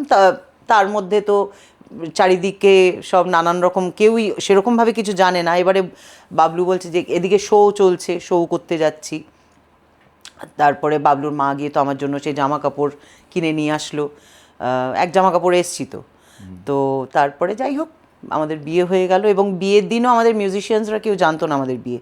ওদেরকে বলার ছিল যে এরকম এই টাইমে স্টেজ আছে, আমাদের এই টাইমে বেরোতে হবে, তোমরা ইনস্ট্রুমেন্ট সেট আপ করে নিয়ে চলে এসো। মানে ব্যাপারটা লুকিয়ে করেছিলে যাতে হ্যাঁ, সমস্যা না। বাবলুর মানে মাসির বাড়িতে বিয়েটা হয়েছিল। মানে সেদিনও কি বিয়ে ভেঙে যেতে পারতো, এরকম ঘটনা হতেই পারতো হয়তো, মানে মা জানতে পারতো হ্যাঁ কোথায় বিয়ে হচ্ছে? হতে পারতো। আচ্ছা। তো সেই কারণে আমার মিউজিশিয়ানসরা সব ও তো ইনস্ট্রুমেন্ট নিয়ে এসে, গাড়ি ভর্তি ইনস্ট্রুমেন্ট নিয়ে এসে দেখে আমরা বউ বট সেজে বসে আছি। মানে কোথাও কি মানে বাবলুদা যদি না হতো সেই জায়গায়, অন্য কোনো ছেলে হলে কি পালিয়ে যেত? হতেও পারতো হয়তো, আমি বাবলুদা জানি তো না। তুলনামূলক হয়তো এইসব ব্যাপারে অনেক স্ট্রং ছিল, অন্য ছেলে তো ভয় পালিয়ে যেত, না আজও পারলাম না বিয়ে করতে। হতেও পারতো, তাহলে অন্য স্টোরি হতো। মানে ধরো আজকে আমি জানি বাবলুদার রিয়াকশনটা কি হবে এটা শোনার পর। বাবলুদা হয়তো এটা শুনে বলবেন যে জোজো তো ভালোই গান টান গায়, আবার এইসব ভালোই বলার এইসবের কি দরকার ছিল, এত বছর পর আবার কেন এইসব কাশন দিই। বাবলুদা এখন এটাই বলবে আমি জানি। কিন্তু এই যে ধরো বিয়ে হলো, এরপর তো শুরু হলো প্রোগ্রাম, সেখানে বাবলুদাও একটা পার্ট আবারও, মানে তখন বিয়ের আগে এবার বিয়ের পর, এবার তো চুটিয়ে প্রোগ্রাম করতে শুরু করলে, এবং বাবলুদা একটা বড় দায়িত্ব সেখানে ছিল। সেই পার্টটা কতটা ইন্টারেস্টিং ছিল সংসারের? সংসারটা তো অ্যাকচুয়ালি মাই সামলেছে, মানে আমাকে তো সেরকম কিছু বুঝতেই হয়নি। আচ্ছা। ইনফ্যাক্ট বাজো যখন হলো, বাজো হওয়ার পরেও তো, বাজো অগাস্টে হয়েছে, আমি অক্টোবর থেকে শো করা শুরু করেছি। তো আমি দেখছিলাম, কারণ ওই তখনকার দিনে তো এত আয়া সেন্টার টেন্টার ছিল না, তো নার্সিংহোম থেকে যাকে দিয়েছিল তার কাজকর্ম আমার মোটেও পছন্দ ছিল না। So I use to do everything for her. তো মা নিজেই বললেন একদিন যে তুই রাত জেগে শো করে আসছিস, আবার ভোর থেকেই সব কাজ করছিস, অসুস্থ হয়ে পড়বি, তুই আমাকে সব বুঝিয়ে দিয়ে, আমি ওর টেক কেয়ার করছি। তো তারপর থেকে তো বাজো have been taken care by মা। বাজো পন্ডিচেরি কবে গিয়েছিল? কোন পন্ডিচেরি না, মাইসোর। মাইসোর। মাইসোরে ও গেছে, তখন ওর কত 3.5 বছর বয়স। আচ্ছা, তখন জেঠিমা ওখানেই থাকতেন? না, মা থাকতো না। অ্যাকচুয়ালি মা আর মায়ের যিনি দাদা ছিলেন, মানে আমার মামা শ্বশুর যিনি ছিলেন, এবং বাবলু, আমাদের সকলের মধ্যে যেটা কথা হয়েছে, কারণ কি তখন আমাদের ওরকম আলাদা অফিস ছিল না। তো আর মামার খুব ইচ্ছে ছিল যে বাজো সায়েন্টিস্ট হোক, কারণ উনি নিজে যেহেতু সায়েন্টিস্ট ছিলেন, ওনার খুব ইচ্ছে ছিল সায়েন্টিস্ট হোক। আর ওনার মানে বাজোর জন্য ওই জুনিয়র সায়েন্টিস্টের সব বই টই কিনে উনি মাইসোরে রেখেছিলেন। মা আসা যাওয়া করতেন, মাঝে মধ্যেই যেতেন। তো একবার মা যাচ্ছে, বাজো খুব কান্নাকাটি, তো বাজোও মায়ের সঙ্গে গেল। এবং তারপরে মামা ডিসাইড করলেন যে তোরা তো সারাক্ষণ ব্যস্ত থাকিস, মেয়েটা এখানে থাক, এখানে পড়াশোনা করুক। কারণ আমার একটা যেটা ছিল যে মায়েরও একটা ওখানে ইমোশন কাজ করেছিল আমার মনে হয়, যে কারণ মা নিজে মামার ওখানে থেকে পড়াশোনা করেছেন। তো এবং আমার যিনি ননদ, তিনিও সাংঘাতিক এডুকেটেড, এবং সবাই ওকে নিয়ে খুব মানে ওই পার্টটা ওইদিকে সামলে। কিন্তু তোমরা যখন এদিকে এবার শুরু করলে বিয়ের পর, তো এই বিয়ের পরের সময়টাতে মানে কতটা বাবলুদার ইনভলভমেন্ট কতটা তোমাকে হেল্প করেছিল, বা তুমি বাবলুর পুরোপুরি, বাবলু যদি পাশে না থাকতো আমি তো ওরমভাবে এগোতেই পারতাম না। কারণ যারা আসতেন তাদের সঙ্গে কথা বলা থেকে শুরু করে কোন টাইমে বেরোতে হবে, কোথায় কি মিট করা হবে, কটায় স্টেজ হবে, সবই তো বাবলু সামলাতো। এবং পরবর্তী সময়ে আরেকজন অ্যাসিস্ট্যান্টকে রাখা হয়েছিল, কারণ যেহেতু আমরা একসঙ্গেই শো করতাম এবং আমাদের ফিরতে রাত হতো, অফিসটা খুলে বসবে কে, তো পরবর্তী সময় একটা অফিস নেওয়া হয়েছিল পাশেই, তো একজন সেক্রেটারি রাখা হয়েছিল। তবে মেজর কাজটা বাবলুই করে দিত, মানে কিভাবে কি যাওয়া হবে, তখন তো এত গুগল দা এত ছিল না। বাবলুদাকে তো পারফর্মও করতে হতো। হ্যাঁ, বাবলু বাজাতো, এবং রিহার্সাল, মিউজিশিয়ান, কোন মিউজিশিয়ানের কি পার্ট হবে, কোনটা কি ভালো লাগবে, কোন গানটা কিভাবে মানে সাজাতে হবে, সবটাই বাবলু দেখতো। Bablu was the strongest pillar of my group.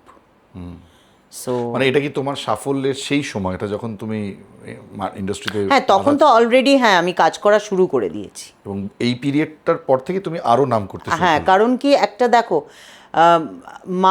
মায়ের কাছে থাকার সময় আমার খুব বেশি স্বাধীনতা তো ছিল না। আমি আরও নতুন করে নিজেকে ভাবতে শিখলাম, নিজে আরও পারফরমেন্সটা কীভাবে আমি করতে পারি, নিজেকে আরও কীভাবে পোট্রে করতে পারি, সেই ভাবনা চিন্তাগুলো কিছু বাবলুর সঙ্গে আলোচনা করতাম। এই যে আদান প্রদানটা, সেটা তো আমাকে ডেফিনেটলি আরও ম্যাচিওর করেছে, আরও হেল্প করেছে। তোমার ফ্যান ফলোয়িং ঘাটতি হয়নি সেই সময় কখনো? না, অর্ধেক জায়গায় তো ভাবতো বাবলু আমার দাদা বা ভাই কেউ। এটা কেন?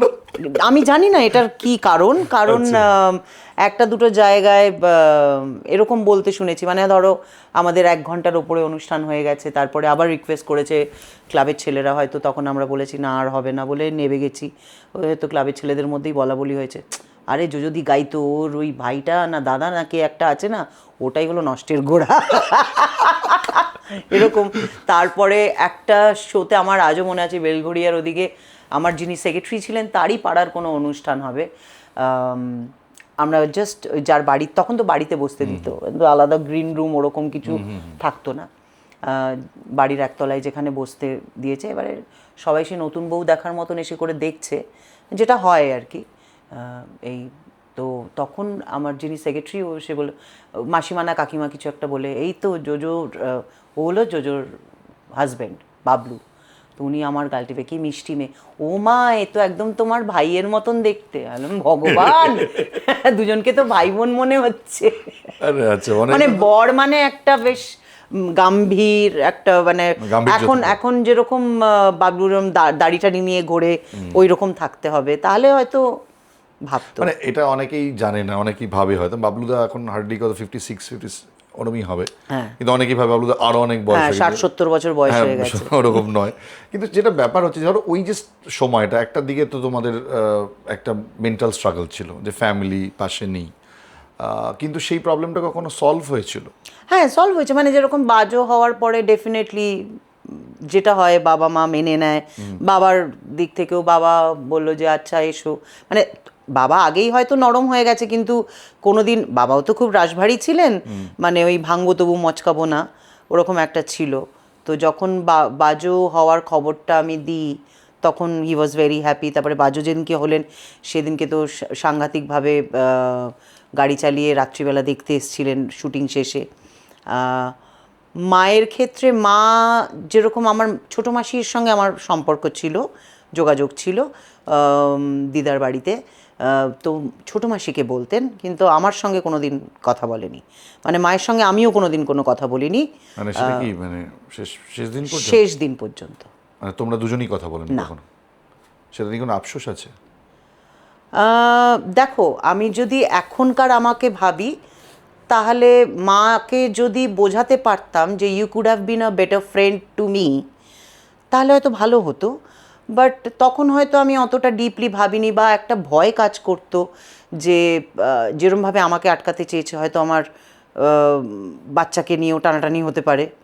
সো ওইটা একটা ভয় তো ছিল, সেই জন্যই হয়তো ওই যোগাযোগ, দেখো একটা কষ্ট তো ছিল ডেফিনেটলি, সেটা আজও আছে এবং ভবিষ্যতেও থাকবে, কিন্তু ওই একটা কোনো ভয়ের থেকে আমার তরফ থেকে কোনো যোগাযোগ ছিল না, এবং একটা মায়ের প্রতি অভিমানও ছিল, কারণ আই নেভার ওয়ান্টেড মাই মা to be sad or upset, কিন্তু উনি না যাকে বিয়ে করেছিলেন তার প্রতি আমার একটু আপত্তি ছিল, because he was not a nice person.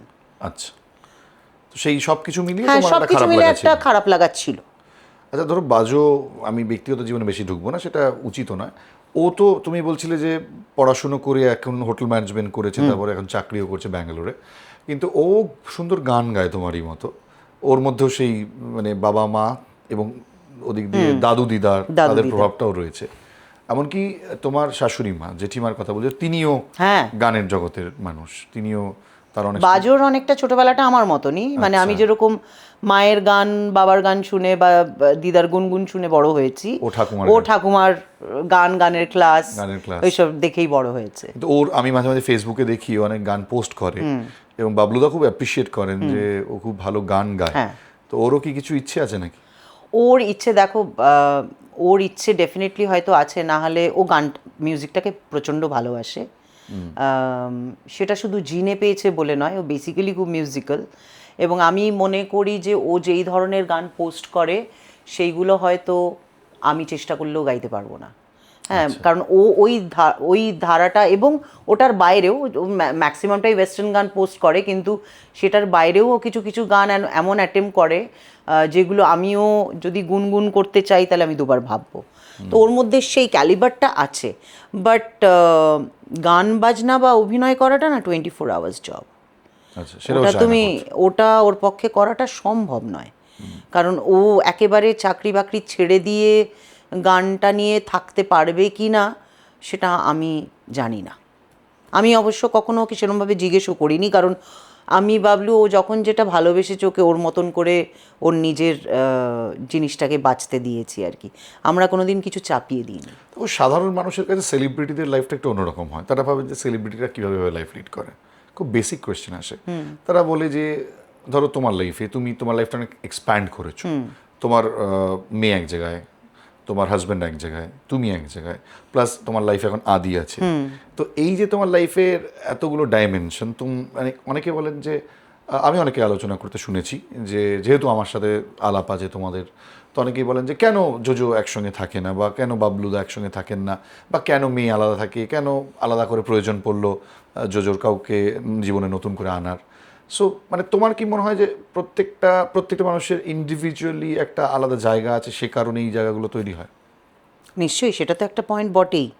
আর আরেকটা খুব সিম্পল পয়েন্ট হলো বাবলুর কাজের জন্য ওখানে থাকে, কারণ ও যে কাজটা এখন করছে সেটা ও যদি না থাকতো এবং ওর পুরোটা যদি না দিত, তাহলে কি এই জায়গাটা তৈরি হতো মানুষের সঙ্গে ওর যে সম্পর্ক এখন ওকে যারা চেনে তাদের সঙ্গে, এবং ওর নিজের রিসর্ট এবং যেটা লাভাতে করেছে, ও তো এতটা এগোতে পারতো না। সেটা আমার মনে হয়, কারণ কি কলকাতায় থেকে ওখানে জাস্ট ফোনে ফোনে কথা বলে তো ওই কাজটা হতে পারে না। কারণ আমি নিজে ওকে দেখেছি যে পরিশ্রমটা করতে, যখন গরুমারার ওই জমিটা নেওয়া হলো, তিলে তিলে তো নিজে গড়েছে, এবং ওর ভাবনা চিন্তাটাই ওরকম ছিল যে আমি সব কিছু নিজে করবো। ইনফ্যাক্ট ও সবসময় যেটা টার্গেট নেয়, ও সব কিছু নিজে, মানে ও একদম স্ক্র্যাচ থেকে শুরু করে।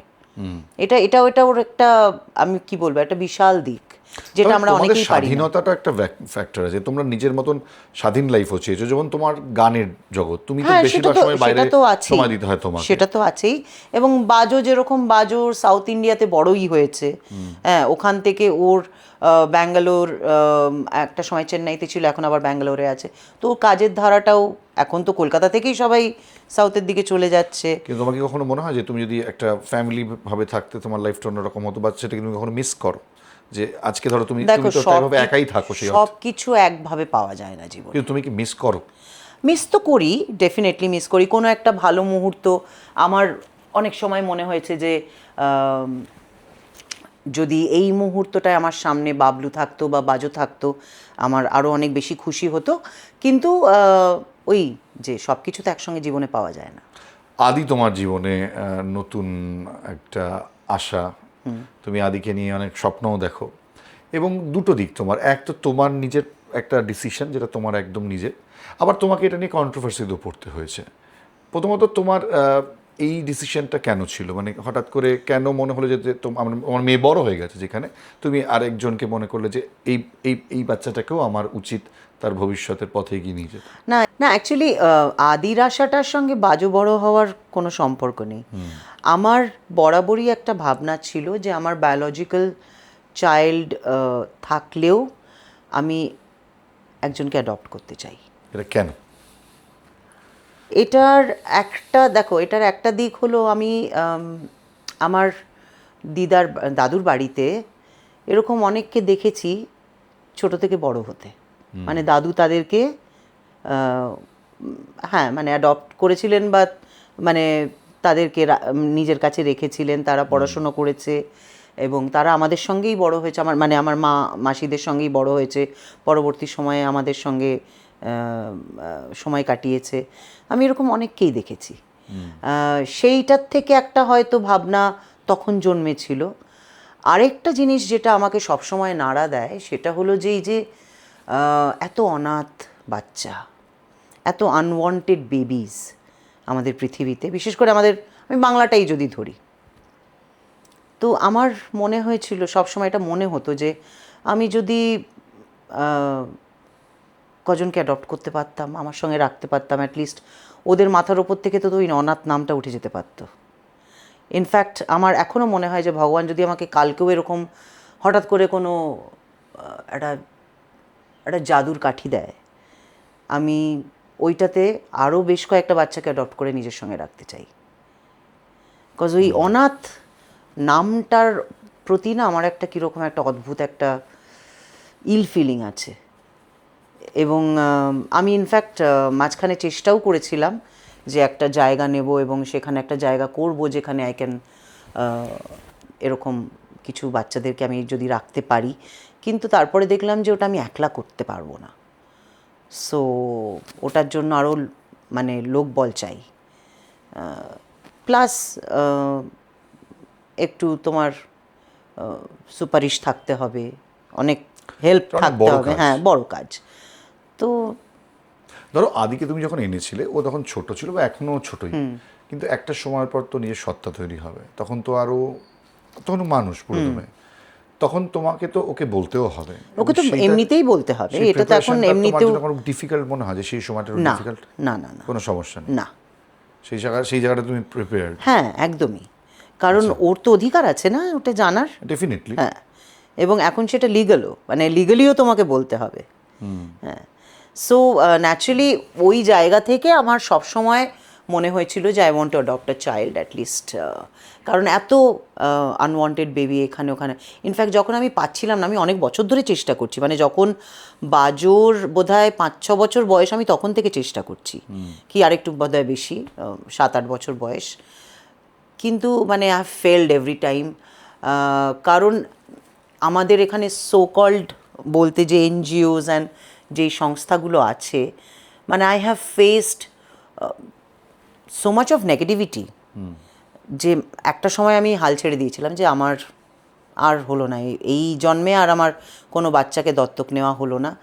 এবং তখন খুব মন খারাপ হতো, ফ্রাস্ট্রেটেড লাগতো, মাঝে মাঝে ভগবানকে বলতাম যে এত বাচ্চা মানুষ এদিকে ওদিকে ফেলে দিয়ে চলে যাচ্ছে, আমি এত এত করে চাইছি, তুমি আমাকে একটা বাচ্চা দিচ্ছ না, ও তো আমার সঙ্গে থাকতে পারে। হ্যাঁ, তো কাজেই বলে উসকে ঘর মে দের হে আন্ধের নেই। হ্যাঁ, মানে ধরো তুমি এটা যখন বলছো তখন তুমি এটা নিয়ে কন্ট্রোভার্সিরও শিকার হয়ে গেছো, মানে তোমার কেন মনে হলো এটা হলো?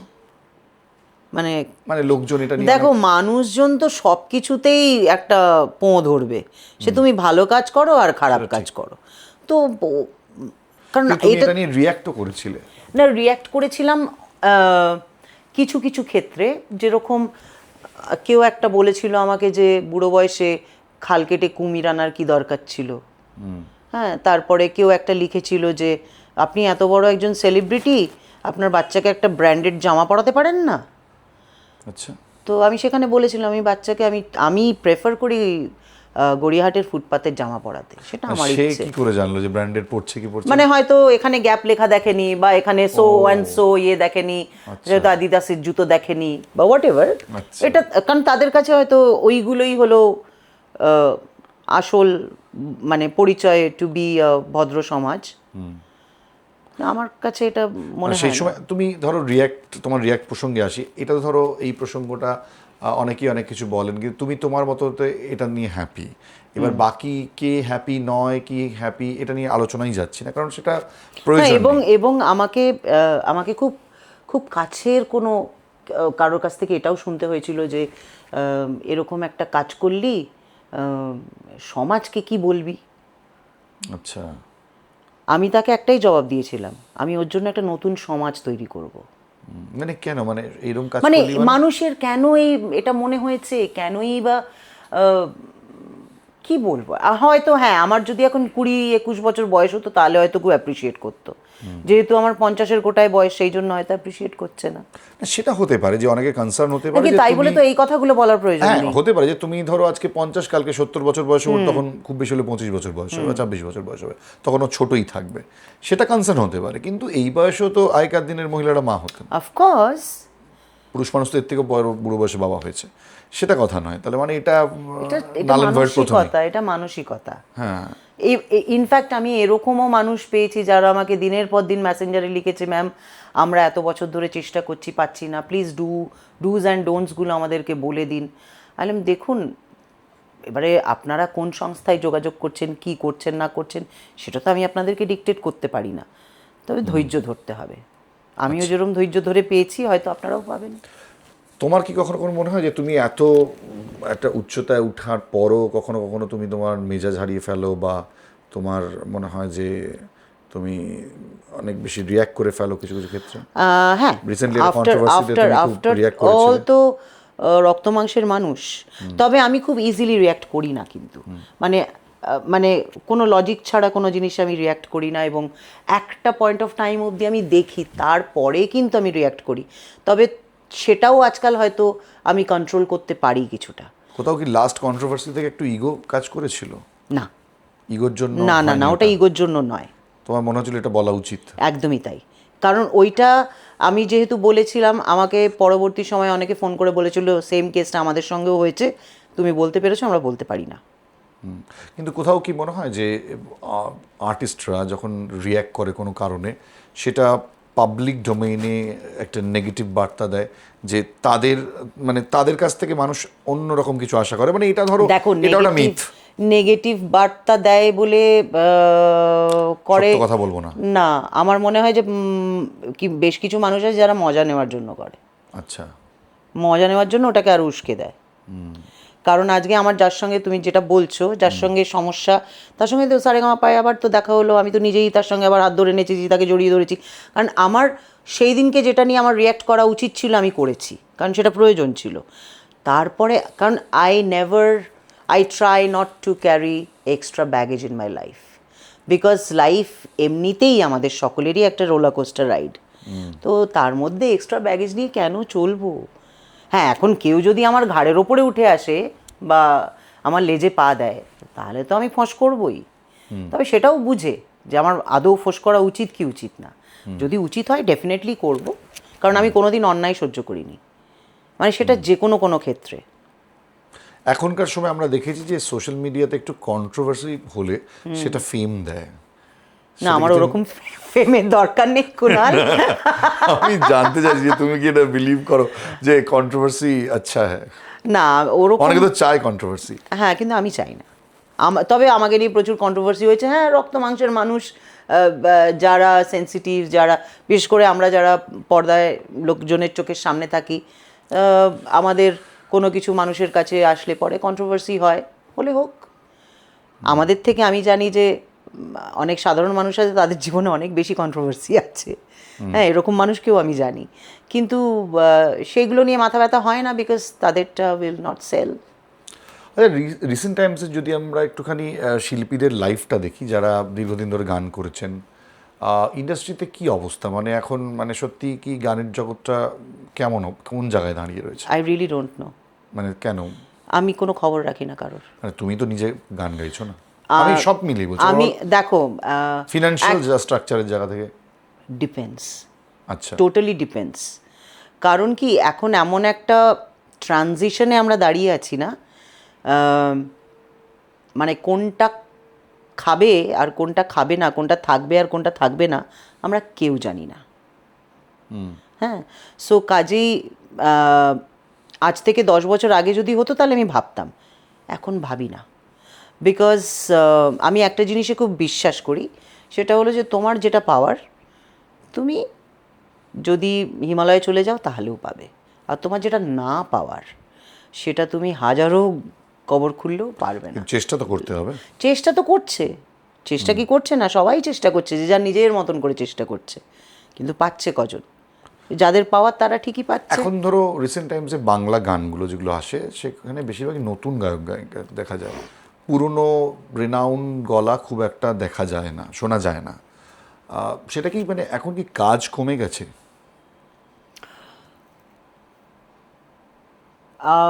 কাজ কমে গেছে, দেখো, কাজ একটা লিমিটেশনে তো এসছে, প্লাস এর অনেক কটা দিক আছে, যেরকম যদি বলি যে গায়িকাদের কাজ কমেছে বা গায়কদের কাজ কমেছে, কারণ অনেক সময় দেখা যায় যে তোমার মিউজিক ডিরেক্টর নিজেই গিয়ে গাইছেন, বা তার হয়তো মনে হচ্ছে না যে এই গানটা সো অ্যান্ড সো আর্টিস্ট গাইলে হয়তো সেইটা হবে না যেটা আমি চাইছি, তাই তারা নিজেরা গাইছেন।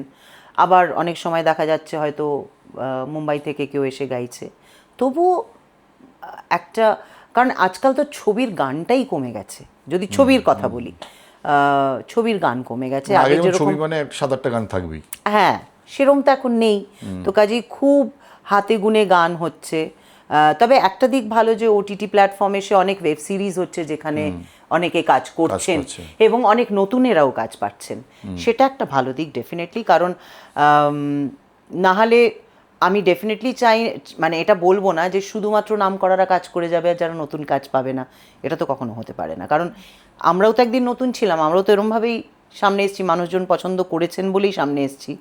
আমাদের পরের জেনারেশনও তাই, তার পরের জেনারেশনের যারা কাজ করছে এখন, তাদের কাজ ভালো লাগলে ডেফিনেটলি তারাও একদিন সেই জায়গাটা পাবে। তবে এখন খুব ক্ষণস্থায়ী হয়ে গেছে যেমন ধরো একটা জায়গাগুলো, সময় ছিল একটা পার্সোনাল অ্যালবামের একটা জায়গা ছিল, বেশিরভাগ বাংলা এখন গায়ক গায়িকারা singles হয়ে গেছে। হ্যাঁ তারা বেশিরভাগ পার্সোনাল অ্যালবাম করেই ফেমাস হয়েছে। তুমি সেভাবে খুব একটা কখনো চেষ্টা আমি করো? ফেমাস হওয়ার পরে অ্যালবাম আমার বেরিয়েছে। আচ্ছা, কিন্তু তুমি মনে করেছো যে তোমার যে জনপ্রিয়তার জায়গাটা তোমাকে অনেক বেশি মানুষ কাছ থেকে পেয়েছে, রাদার তোমার গান শোনার থেকে তোমাকে দেখেওছে, সেই জনপ্রিয়তাটা কি এখনো তুমি সেম ভাবে ফিল করো? হ্যাঁ, মানুষজন এখনো যখন স্টেজে এবং মানে এরকমও আমি একটা মানে এরকম অনেক কটা গল্প আছে, কিন্তু রিসেন্ট টাইমসে আমি লাস্ট 1 বছর আগে যখন বিদেশ গেছিলাম অ্যাটল্যান্টাতে, মোস্ট প্রবাবলি একজন ভদ্রলোক আমার গান শুনতে এসেছিলেন এবং শো হয়ে যাওয়ার পরে উনি গ্রিন রুমে আসেন, যেরকম অনেকেই এসছে ছবি টবি তুলছে, তখন উনি আমাকে এসে একটা কথা বলেন, which I felt really inspiring. কারণ এরকম প্রায় দিনই শুনতে হয়, কিন্তু ওনার ওই কথাটা বলা বিদেশের মাটিতে, সেটা আমাকে আরও অনেক বেশি কি বলবো ভালো ভালো লাগা একটা দিয়েছিল। উনি বলছেন, দিদি আমি যখন সোয়ানসো কলেজে পড়তাম তখন আমি আপনার শো দেখেছিলাম, আচ্ছা আজকে আমার ছেলে কলেজে পড়ে, আমি ওকে আপনার শোটা দেখাতে এনেছিলাম। So that was very inspiring. এবং এরকম প্রচুর আছে যে আমরা এই লাস্ট 2-3 বছরেও এমন এমন জায়গায় আমি অনুষ্ঠান করতে গেছি যেখানে হয়তো 96-এ লাস্ট গেছিলাম, আবার 2000 মানে 25-এ ফিরে গেছি। কোনো পাড়ায় কোন একটা পাড়া, আমার ঠিক নামটা মনে পড়ছে না, একটা পাড়ায় আমি প্রথম গেছিলাম 94-এ, যে বছর আমার বিয়ে হয়। তারপরে গেছিলাম বোধহয় 2005-এ, তারপরে আমি আবার 2025-এ ফিরে যাই।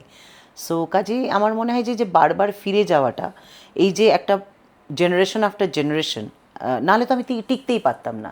যদি যেই জেনারেশনটায় আমি শুরু করেছিলাম, যদি শুধু তারা আমার গান বাজনা শুনতেন বা আমাকে দেখতেন, তাহলে তো আমি ফুরিয়ে যেতাম কতদিন আগে। এতগুলো বছর তো আমি এখনো ওয়ার্কিং মোডে থাকতাম না। তোমার এই লাইফে কোথাও আফসোস আছে কোনো কিছু নিয়ে? না। মানে তুমি যা যা পেয়েছো তার জন্য তুমি হ্যাপি? হ্যাঁ, কারণ আমি কোনোদিনই খুব অ্যাম্বিশিয়াস নই। মানে আমাকে দেখে হয়তো অনেকে অনেক বাবলু আফসোস তো সেটা করে। বলেন না, বাবলু তো বলেন জোজো ভীষণ অ্যাম্বিশিয়াস। না, সেটা হয়তো বলে যে আমি যেহেতু নিজের কাজ এখনো সমান তালে চালিয়ে যাচ্ছি সেই কারণে। এবং একটা কথা সবসময় বলেন যে জোজো আজকে যে জায়গাতে আছে সেটা শুধুমাত্র ওর চেষ্টার জন্য আছে, এবং ওকে যত আমি দেখেছি ওর কাজটা যত সিরিয়াসলি সবসময় করেছে, সেইটা ওর সাফল্যের অন্যতম কারণ, যেটা সবাই সেটা পারে তো না। দেখো, হার্ড ওয়ার্ক তো ডেফিনেটলি তোমাকে এটা পে করে। আমার কোনোদিন এটা মনে হয়নি যে আমার নাম হয়ে গেছে, আমার তো একটু ক্যাজুয়ালি গিয়ে মানুষকে আনন্দ দিয়ে একটু গান টান গাইয়ে ভাই হাই হ্যালো করে চলে আসলেই হবে। আমি আজও মনে করি আমি যখন স্টেজে উঠবো, ইনফ্যাক্ট তো এখন আরও বেশি মনে হচ্ছে এবারে যখন আমি স্টেজে উঠবো সেটাই আমার প্রথম পারফরমেন্স হবে। কদিন পরে? মে মাসে লাস্ট, এপ্রিলে লাস্ট, হ্যাঁ মে শুরুর দিকে বোধহয় লাস্ট পারফর্ম করেছিলাম, বা এপ্রিলে শো করেছিলাম। এই সময়টা এমনি তো সিজনটা একটু অফ থাকে, বাট স্টিল আমার একটা বিদেশের 2-3টে ট্রিপের কথা হয়েছিল, এখানে কিছু অফিস প্রোগ্রামস ছিল, তো যেহেতু এটা অনেক আগে থেকে প্ল্যান ছিল, তো I couldn't take all those. ধরো তুমি 90s দেখেছো, তারপরের ধরো 20টা বছর দেখেছো, প্রায় অলমোস্ট 80s-এর এন্ডটাও দেখেছি। 80s-এর এন্ড থেকে দেখছো, তো এতগুলো মানে দশক দেখছো, তোমার কি মনে হয় সেই পুরোনো দিনের দর্শক বা আজকের দর্শকের মধ্যে কোনো ফারাক তৈরি হয়েছে? হ্যাঁ, কেমন? কিছুটা তো আছেই।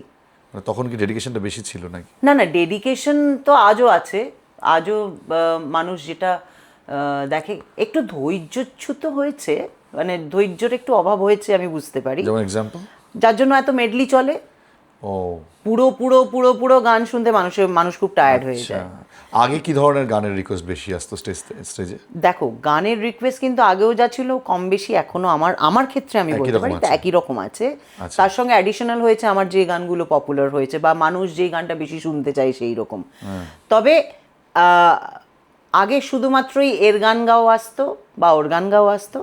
এখন একটা পুরো আমি একটা যেটা আমাদের মানে এতদিনের অভিজ্ঞতা এবং মানুষের চাহিদা মোটামুটি তো একটু বুঝে গেছি, তাই একটা লিস্ট করা থাকে। তার সঙ্গে একটু এদিক ওদিক হয়। ডেফিনেটলি কোনো একটা রিকোয়েস্ট আসলো, সেই গানটা হয়তো আমি অনেক আগে গাইতাম, এখন গাই না। তো যে রিকোয়েস্ট করেছে তাকে তার ওই রিকোয়েস্টটাকে সম্মান দেওয়ার জন্য আমি 2 লাইন গিয়ে দিলাম। তো সেটাও করতে হয়। আর জায়গা বিশেষে অনেক সময় ডিফারেন্ট ল্যাঙ্গুয়েজের গান গাইতে হয়। এবং যেহেতু আমি পাড়ার অনুষ্ঠানে আফটার উষাদি maybe I am the only one, হয়তো I might be wrong, but আমি কাউকে দেখিনি বলে আমি বলছি যে বাংলা, হিন্দি, ইংরেজি গান গেয়েছে।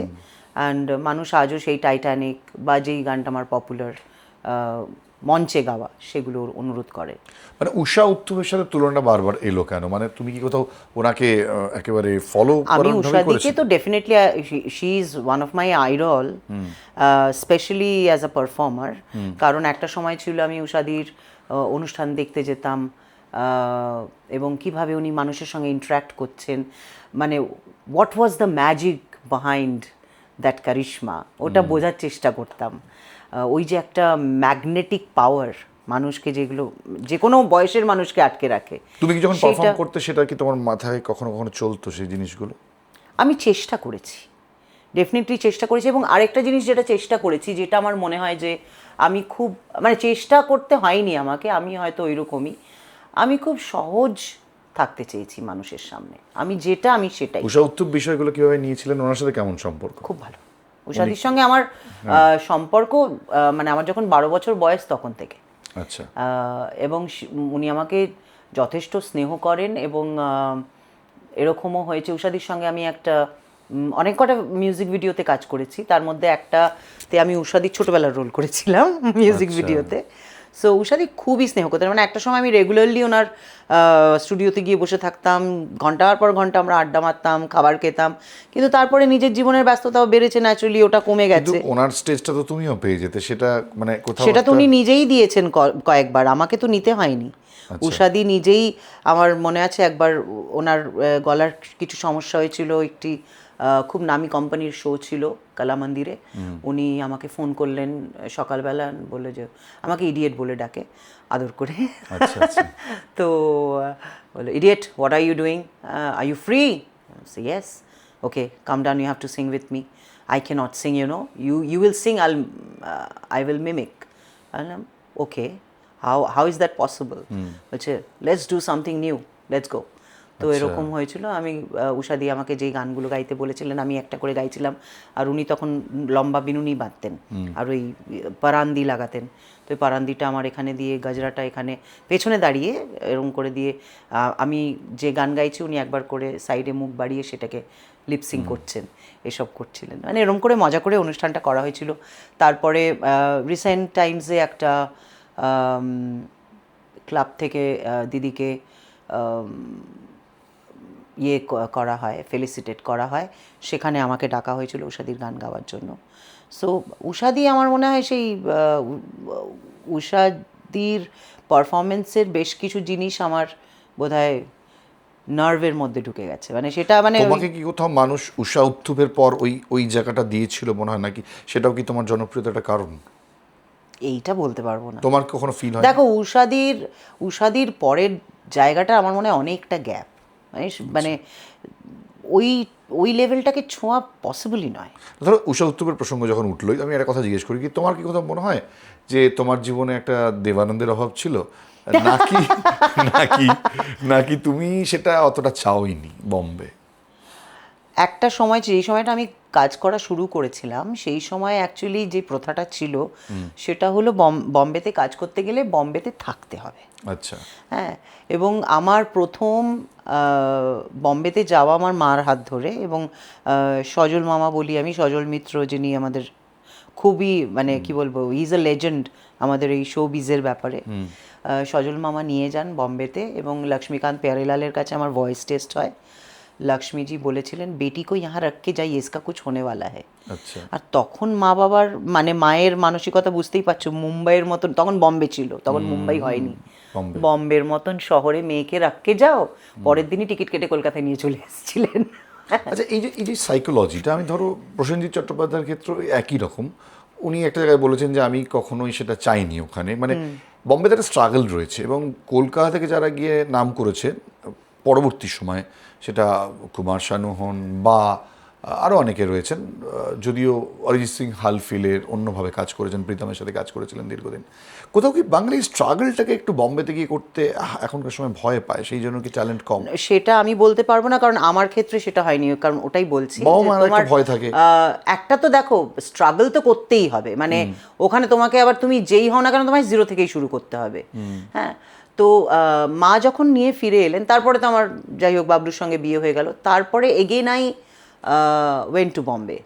তখন ততদিনে যেহেতু আমার একটা পরিচিতি হয়ে গেছে এবং বিভিন্ন মিউজিক ডিরেক্টরসদের সঙ্গে এবং সিঙ্গার্সদের সঙ্গে পরিচিতি হয়ে গেছে, আমি আবার বম্বেতে গেলাম। এবং বম্বেতে তখন ওই বললাম যে আদেশজির সঙ্গে কাজ, মানে অ্যাজ আ কো আর্টিস্ট কাজ করছি, ওখানে শোজ করেছি। এবং অ্যাট দ্য সেম টাইম আমি ফিল্ম সিটিতে একটি সিরিয়ালেরও কাজ করেছিলাম, ইন্ডিয়ান বলে একটা সিরিয়াল হয়েছিল, সেইখানে তখন ওখানে পিজি থাকতাম। আচ্ছা। এবং 2 মাস অন্তর আসতাম, এখানে কাজ থাকলে কাজ করতাম, আবার চলে যেতাম। আমার সামহাও মনে হয়েছিল কুনাল, তখন যদি আমি থেকে যেতাম, এটা আমি 95-এর কথা বলছি, হয়তো আজকে কিছু একটা হতে পারত। কিন্তু আমার একটা জিনিস না মনে হয়েছিল, সেটা হলো যে আমি আমার এরকম অনেক বন্ধুদের দেখেছি যারা না এই বম্বে কলকাতা করতে গিয়ে না ঘরকা না ঘাটকা হয়ে গেছে। আচ্ছা। মানে বম্বেতেও কিছু সেরকম করতে পারেনি, কলকাতাতেও যেই জমিটা ছিল সেটাও সরে গেছে, আবার বম্বেতে গিয়ে হয়তো শুধু রেস্টুরেন্ট পাবসে বা বারে গান গাইতে তাদের জীবন কেটে গেছে। তবে হ্যাঁ, এটা ঠিক যে বম্বেতে থাকলে হয়তো অনেক কটা কানেকশন হয়ে যায়। যেরকম আমি মায়ের সঙ্গে যখন গেছিলাম, লক্ষ্মীজিকে ভয়েস টেস্ট দিয়েছিলাম, তার পরবর্তী সময় কিন্তু আমাকে মুন্নাদা আমাকে খুব ভালোবাসতেন, খুব স্নেহ করতেন। আমার মায়ের সঙ্গেও পরিচয় ছিল। মুন্নাদা আমাকে একটা বিহারি ছবিতে ওখানে প্লেব্যাক করিয়েছিলেন। সো খুচখাচ কাজ কিন্তু তুমি বসে থাকলে পাবে, কিন্তু তোমার বড় ব্রেক কবে আসবে সেটা কেউ জানে না, যেমন ধরো, সেই চেষ্টা করে যেতে হবে। যেমন ধরো আরতি মুখোপাধ্যায় থেকে, আমি পুরোনো দিনের গায়ক গায়িকাদের কথা বলছি না, বাঙালি তারা তো ছেড়ে দিন, তা বেশিরভাগই তারা নিজেরা মিউজিক ডিরেক্টর ছিলেন, এবং পরবর্তীকালে বড় বড় মিউজিক ডিরেক্টরদের সাথে সেই সম্পর্ক ছিল, সেই জন্য কাজ পাওয়াটা খুব সহজ ছিল। তখন সলিল চৌধুরী বা হেমন্ত মুখোপাধ্যায়ের মতো মানুষটা ছিলেন বম্বেতে। কিন্তু ধরো শিবাজি চট্টোপাধ্যায় থেকে শুরু করে আরতি মুখোপাধ্যায়, তারা কম বেশি, আরতি মুখোপাধ্যায় অনেক বেশি কাজ করেছেন। শিবাজি দাও একটা ধরো ব্রেক পেয়েছিলেন আর ডি বর্মনের মতন একজন ব্যক্তিত্বের কাছ থেকে, কিন্তু সেটা কন্টিনিউ করতে পারেননি তারা। কোথাও কি মনে হয় যে শ্রেয়া ঘোষালরা, মানে এই এই এই ব্রেকটা খুব কম পাওয়া যায়, যে এই লেভেলে একটা ব্রেক যেটা না, শুধু ব্রেক পাওয়াটা ব্যাপার নয়, আচ্ছা ব্রেক পাওয়ার পরে ওই গানটা হিট করাটা হলো ব্যাপার। আচ্ছা। এবং এরকমও আছে অনেক ওয়ান সং ওয়ান্ডার আছে বম্বেতে, যাদের একটা গানই সুপার ডুপার হিট, তারপরে আর সেরকম গান, হয়তো গান গেয়েছে বাট হয়তো সেরকম গান মানুষ জানে না, এরকম প্রচুর আছে। কিন্তু আমার ক্ষেত্রে যেটা হয়েছিল আমি বলি যে আমি হয়তো বম্বেতে ওই সময় থেকে যেতে পারতাম, কিন্তু আমার সামহাও মনে হচ্ছিল যে যেই জায়গাটায় আমি বিলং করি, ধরো বেঙ্গল, এই বেঙ্গলের তখনও তাবড় তাবড় কিছু মিউজিক ডিরেক্টর যাদের সঙ্গে আমার কাজ করা বাকি আছে, আমি সেই কারণে ফিরে আসি। এবং পরপর জানি না এটা আমার মনের কথা ভগবান মানে মেনে নিয়েছিলেন বা আশীর্বাদ দিয়ে দিয়েছিলেন, নাকি ওই সময়টা আমার সেগুলো মানে পাওয়ার ছিল। কারণ আমি ফিরে আসার পরে সোকল সেই সময়ের যে সমস্ত মিউজিক ডিরেক্টররা ছিলেন তাদের সকলের কাছ থেকে আমার কাছে কাজ আসা শুরু হয়। I became very busy in Kolkata, হ্যাঁ, মানে প্লেব্যাক সিঙ্গিংয়ের ক্ষেত্রেও। তো ন্যাচুরালি আমার আর বম্বে ফিরে যাওয়া হয়নি। তারপর ইন বিটুইন বাজো হয়। সো সব কিছু তুমি মিলিয়ে যাদের সাথে কাজ করেছো, যেমন এর মধ্যে ধরো আমি শুধুমাত্র মিউজিক ডিরেক্টরস বলছি না, ধরো গায়কও রয়েছেন যারা সেই সময়, যারা হয়তো আজকে নেই অনেকে, এরকম লেজেন্ডারি কয়েকজনের নাম যাদের সাথে কাজ করতে আমার কাছে সব থেকে বড় পাওয়া ডেফিনেটলি ভিভাল সারাজির সঙ্গে কাজ করা, আচ্ছা দেবজ্যোতি মিশ্রর সঙ্গে কাজ করা, আমাদের মুম্বাইয়ের একজন সরি বাবুল বোস বলে একজন মিউজিক ডিরেক্টর ছিলেন, ওনার সঙ্গে কাজ করা, রবীন্দ্র জৈনজির সঙ্গে কাজ করা। আচ্ছা হ্যাঁ, সো কাজে এগুলোও কিন্তু আমি বম্বেতে গিয়েই করেছি। আচ্ছা হ্যাঁ, রবীন্দ্র জৈনজির জন্য আমি একটা মুম্বাইতে একটা ছবির গান গেয়েছিলাম, সেটা কোথায় রিলিজ হয়েছিল আমি জানিও না। তারপরে ফিরে আসার পরে ছবির ক্ষেত্রে যেরকম আমি ঋতুদার সঙ্গে কাজ করেছি, আচ্ছা হ্যাঁ, কৌশিকদার ছবি করেছি, তোমার অঞ্জনদার সঙ্গে কাজ করেছি। মানে সেই সময়টা মানে আমাকে আর আমার কাছে মানে কলকাতা মুম্বাইয়ের ওই ফারাকটা আমি বুঝতে পারিনি। আমার তখন মনে হয়েছে যে আমি যে স্বপ্নটা দেখছিলাম বা আমি যেটা আমার দেখা উচিত ছিল, আমি সেই জায়গায়। আর.ডি. বর্মনকে কখনো মিট করেছো? না না। আশা ভোসলে? আশাজির সঙ্গে একসঙ্গে কাজ করেছি, কারণ আমি তো একটা সময় তোমার প্রায় 2-3 বছর আমি বাপিদার সঙ্গে অ্যাজ এ কো আর্টিস্ট মানে স্টেজে কাজ করতাম। তো বাপিদার তো একটা শো মানেই সেখানে আশাজি আছেন, রুনাদি আছেন, জয়াপ্রদাজি আছেন, মানে এরকম আমার ফার্স্ট, ওটাও সজল মামার হাত ধরেই আমার ফার্স্ট বিগেস্ট কমার্শিয়াল শো। তখন আমার 16 বছর বয়স। বাপি লাহিড়ী নাইট, জায়গাটা বোধহয় হুগলিতে কোথাও। বাপি লাহিড়ী সঙ্গে আমি গাইছি এবং আমার সামনে জয়াজি নাচতে নাচতে উঠছেন, জয়প্রদা। এবং সেই শোতে সানুদা ছিলেন, রুনাদি ছিলেন, মানে কে নেই, মানে বিগেস্ট স্টার, মানে ওই রকম সুযোগ আমি প্রচুর পেয়েছি, মানে যেখানে মানে I performed in front of or with the biggest star. না, লতাজির সঙ্গে আমার দেখা সান্নিধ্য না। আচ্ছা, তুমি জিঙ্গল নিয়ে বলছিলে, তোমার ফেমাস কিছু জিঙ্গল যেগুলো মানুষ শুনেছে? আমার ফার্স্ট পপুলার জিঙ্গল হলো মেরা প্যার শালিমার। আচ্ছা, ও তোমার গাওয়া? হ্যাঁ, এবং আমার সঙ্গে ঋত্বিকা ছিল, কারণ ওটা দেবুদার কাজ ছিল, দেবজ্যোতি মিশ্র, ঋত্বিকা সাহানি। আচ্ছা, তো দেবুদার কাজ ছিল ওটা করা যখন আমার বোধহয় ওরকমই 13-14 বছর বয়স। আচ্ছা আচ্ছা আচ্ছা। তারপরে মিনু শাড়ি, ডাটা মশালে, তারপরে তোমার হানি বিস্কিট, মানে ওই সময়ের 90s প্রচুর জিঙ্গল আমার। জিঙ্গলের আসলে গানগুলো ফেমাস হয়, কিন্তু অনেক সময় সিঙ্গার কি এটা বোঝা যায় না, সেইগুলো তার শোতে গাওয়া হয় না, সেই জন্য অনেকেই জানতে পারেন না। আচ্ছা, যাই হোক, মানে তোমার জীবনে ধরো একটা বড় পার্ট সেটা হচ্ছে মিউজিক, এবং সেটা মিউজিক, বাকি তো পার্সোনাল লাইফ সবারই থাকে, তোমারও আছে। কিন্তু তোমার কি মনে হয় যে কি এখনও তোমার লাইফে কমপ্লিট হয়নি, যেগুলো তোমার স্বপ্নের মধ্যে আছে, যেগুলো করতে চাও মিউজিকের, apart from music? Apart from music আমি নরমভাবে পাহাড়ে গিয়ে থাকতে চাই বাবলুদের মতো। হ্যাঁ, সেটা থাকতে পারলে। বাবলুদের সঙ্গে পাহাড়ে কাটানো? বাবলুর সঙ্গে পাহাড়ে থাকতে গেলে খুব ডিফিকাল্ট ব্যাপারটা। তুমি নাকি শুনেছি আজ পর্যন্ত বাবলুদার বাইকে চড়োনি? হ্যাঁ, চড়েছি। চড়েছো? হ্যাঁ, বাবলুদা আমাকে একদিন বলছিল, আমি আমার বউকে কোনো বাইকে বসে না চড়েছি, ও ভুলে গেছে, বয়স হয়েছে তো ভুলে গেছে। ওই যে পেছনে বসতে ভয় পায় যদি। না।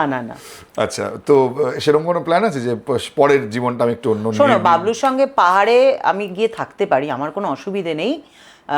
আদিটা আরেকটু বড় হয়ে যাক, ওকে ওর মতন একটু জীবনে দাঁড় করিয়ে দিয়ে। না, আরেকটা শর্ত আছে, সেটা হলো যে ট্রেকিং করে উঠতে পারবো না আমি, নিজেকে অত কষ্ট দিতে চাই না। শোনো, বাবলু যেখানে যদি পাহাড়ে বলে যে আমি বাড়ি করব, হ্যাঁ, ও এমন একটা জায়গায় বাড়ি করবে, তার মানে 100 মাইলের মধ্যে তো কিচ্ছু থাকবে না প্রথমত। তুমি যদি এখন এক্সপেক্ট করো যে বাবলুদা পাহাড়ে বাড়ি করবে আর তুমি সেখানে বাবলুদার হাত ধরে সিনেমা দেখতে যাবে, না, সিনেমা আমি দেখার কথা বলছি না। আমার ওরকম সিনেমা না দেখলেও চলবে, আমি খুব যে সাংঘাতিক সিনেমার পোকা তাও নই।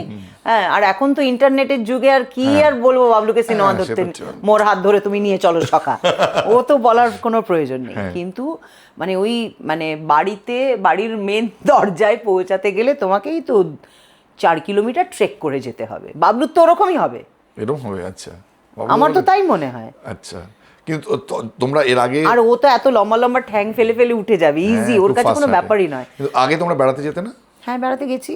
বেড়াতে আমি গেছে। বলছি আমি অনেক সময় এরকমও হয়েছে যে বলেছি যে ভাই তোমরা ঘুরে এসো আমি আছি, আর খালি গিয়ে ঘুমিয়ে যাচ্ছে, বলছে যে কী রে মেয়েটা খালি বেড়াতে এসে ঘুমিয়ে যায়, ঠান্ডায় তো আমার বেরোতে ইচ্ছে করছে না। এবং এই বাবলুদার প্রসঙ্গ বারবার ফিরে আসছে, মানে তোমার লাইফটা খুব ইন্টারেস্টিং হয় যখন বাবলুদাকে নিয়ে আলোচনা হয়। আমি শুনেছি যে বাবলুদা নাকি মানে একসময় তোমার আশপাশের লোকজন বাবলুদাকে খুব ভয়ও পেত, মানে তোমার আশপাশে আসতে। কি ব্যাপারে? বাবলুদা সো মানে খুব স্ট্রং পুরুষ তোমার জীবনে। হ্যাঁ, সে একজনকে মানে শ্যামবাজার মোড়ে এমন একটা চড় মেরেছিল, সেই ইকোর ওই আওয়াজটা আমার কানে আজও বাজে। না, এই ঘটনাটা ইন্টারেস্টিং একটা ব্যাপার আছে। আমি এটা বাবলুদাকে জিজ্ঞেস করেছিলাম, তাতে বাবলুদা বলেছিল যে এটা নাকি তোমাকে বলেছিল, যে তুমি বলেছিলে ওনাকে ধাক্কা মেরেছিল গিয়ে ট্রাফিকের কোনো একটা ইসের মধ্যে গিয়ে পড়েছিল, তাতে নাকি জিজ্ঞেস তুমি বলে এটা কেন করলে, বলে আমি তো সরিয়ে দিয়েছি। হ্যাঁ, তাতে নাকি চিটকে ট্রাফিকের বুথের মধ্যে গিয়ে পড়েছিল। তো মানে এটা তুমি একটু ভয় পেতে না ব্যাপারটা, কখন কি হয়ে যায়? মানে আমি ভয় পেতাম না, মানে কারণ আমি জানি যে মানে যে আসছে তার কপালে দুঃখ আছে। হ্যাঁ সেটাই, মানে কি না কি হয়ে যায়। হ্যাঁ, মানে সেটা আর কি করবো। মানে তোমার জীবনে কি বাবলুদা কবির সিং ছিল নাকি? কবির সিং ঠিক ছিল না, অতটাও বাড়াবাড়ি নয়, কিন্তু মানে ওই মানে ট্যাড়া ব্যাকা কিছু নিতে পারেনি কোনোদিন। টানাবাখান। কিন্তু তোমার তো মানে গোটা লাইফ জুড়ে প্রচুর ফ্যান্স তো তোমাকে ঘিরে ছিল, সেটাও তো সবসময় পেয়েছো, এখনো হয়তো পাও। সে তো মানে আমাদের ডানলপের বাড়িতেই আবার এইটা নিয়ে প্রচুর নিউজ হয়ে যেতে পারে জানো তো। কি? ডানলপের বাড়িতে একজন আমার নাম করে পালিয়ে এসেছিল, মানে মা বাবাকে বলেছে জোজোর কাছে যাচ্ছি বলে চলে এসেছিল, সে বুঝতে পারেনি আমি ম্যারিড। হ্যাঁ, এবারে সে বাবলু তাকে ভাই না, ভেবেছিল। সে শুধু না, বাবলু তাকে বাড়ি থেকে বের করে দিয়েছিল, এইটুকুই মাত্র। এবারে তারপরে পাড়ার লোকেরা যখন জেনেছে, তখন তা সে এমন মানে সেই গণকেলানি না কি বলে, গণপিটুনি। হ্যাঁ গণপিটুনি দিয়েছে? সেই দিয়েছে। ফ্যানের এই তারপরে অবস্থা হয়েছে? তারপরে ফাইনালি পুলিশের কাছে দিয়ে দিয়েছে। এটা মানে কবে?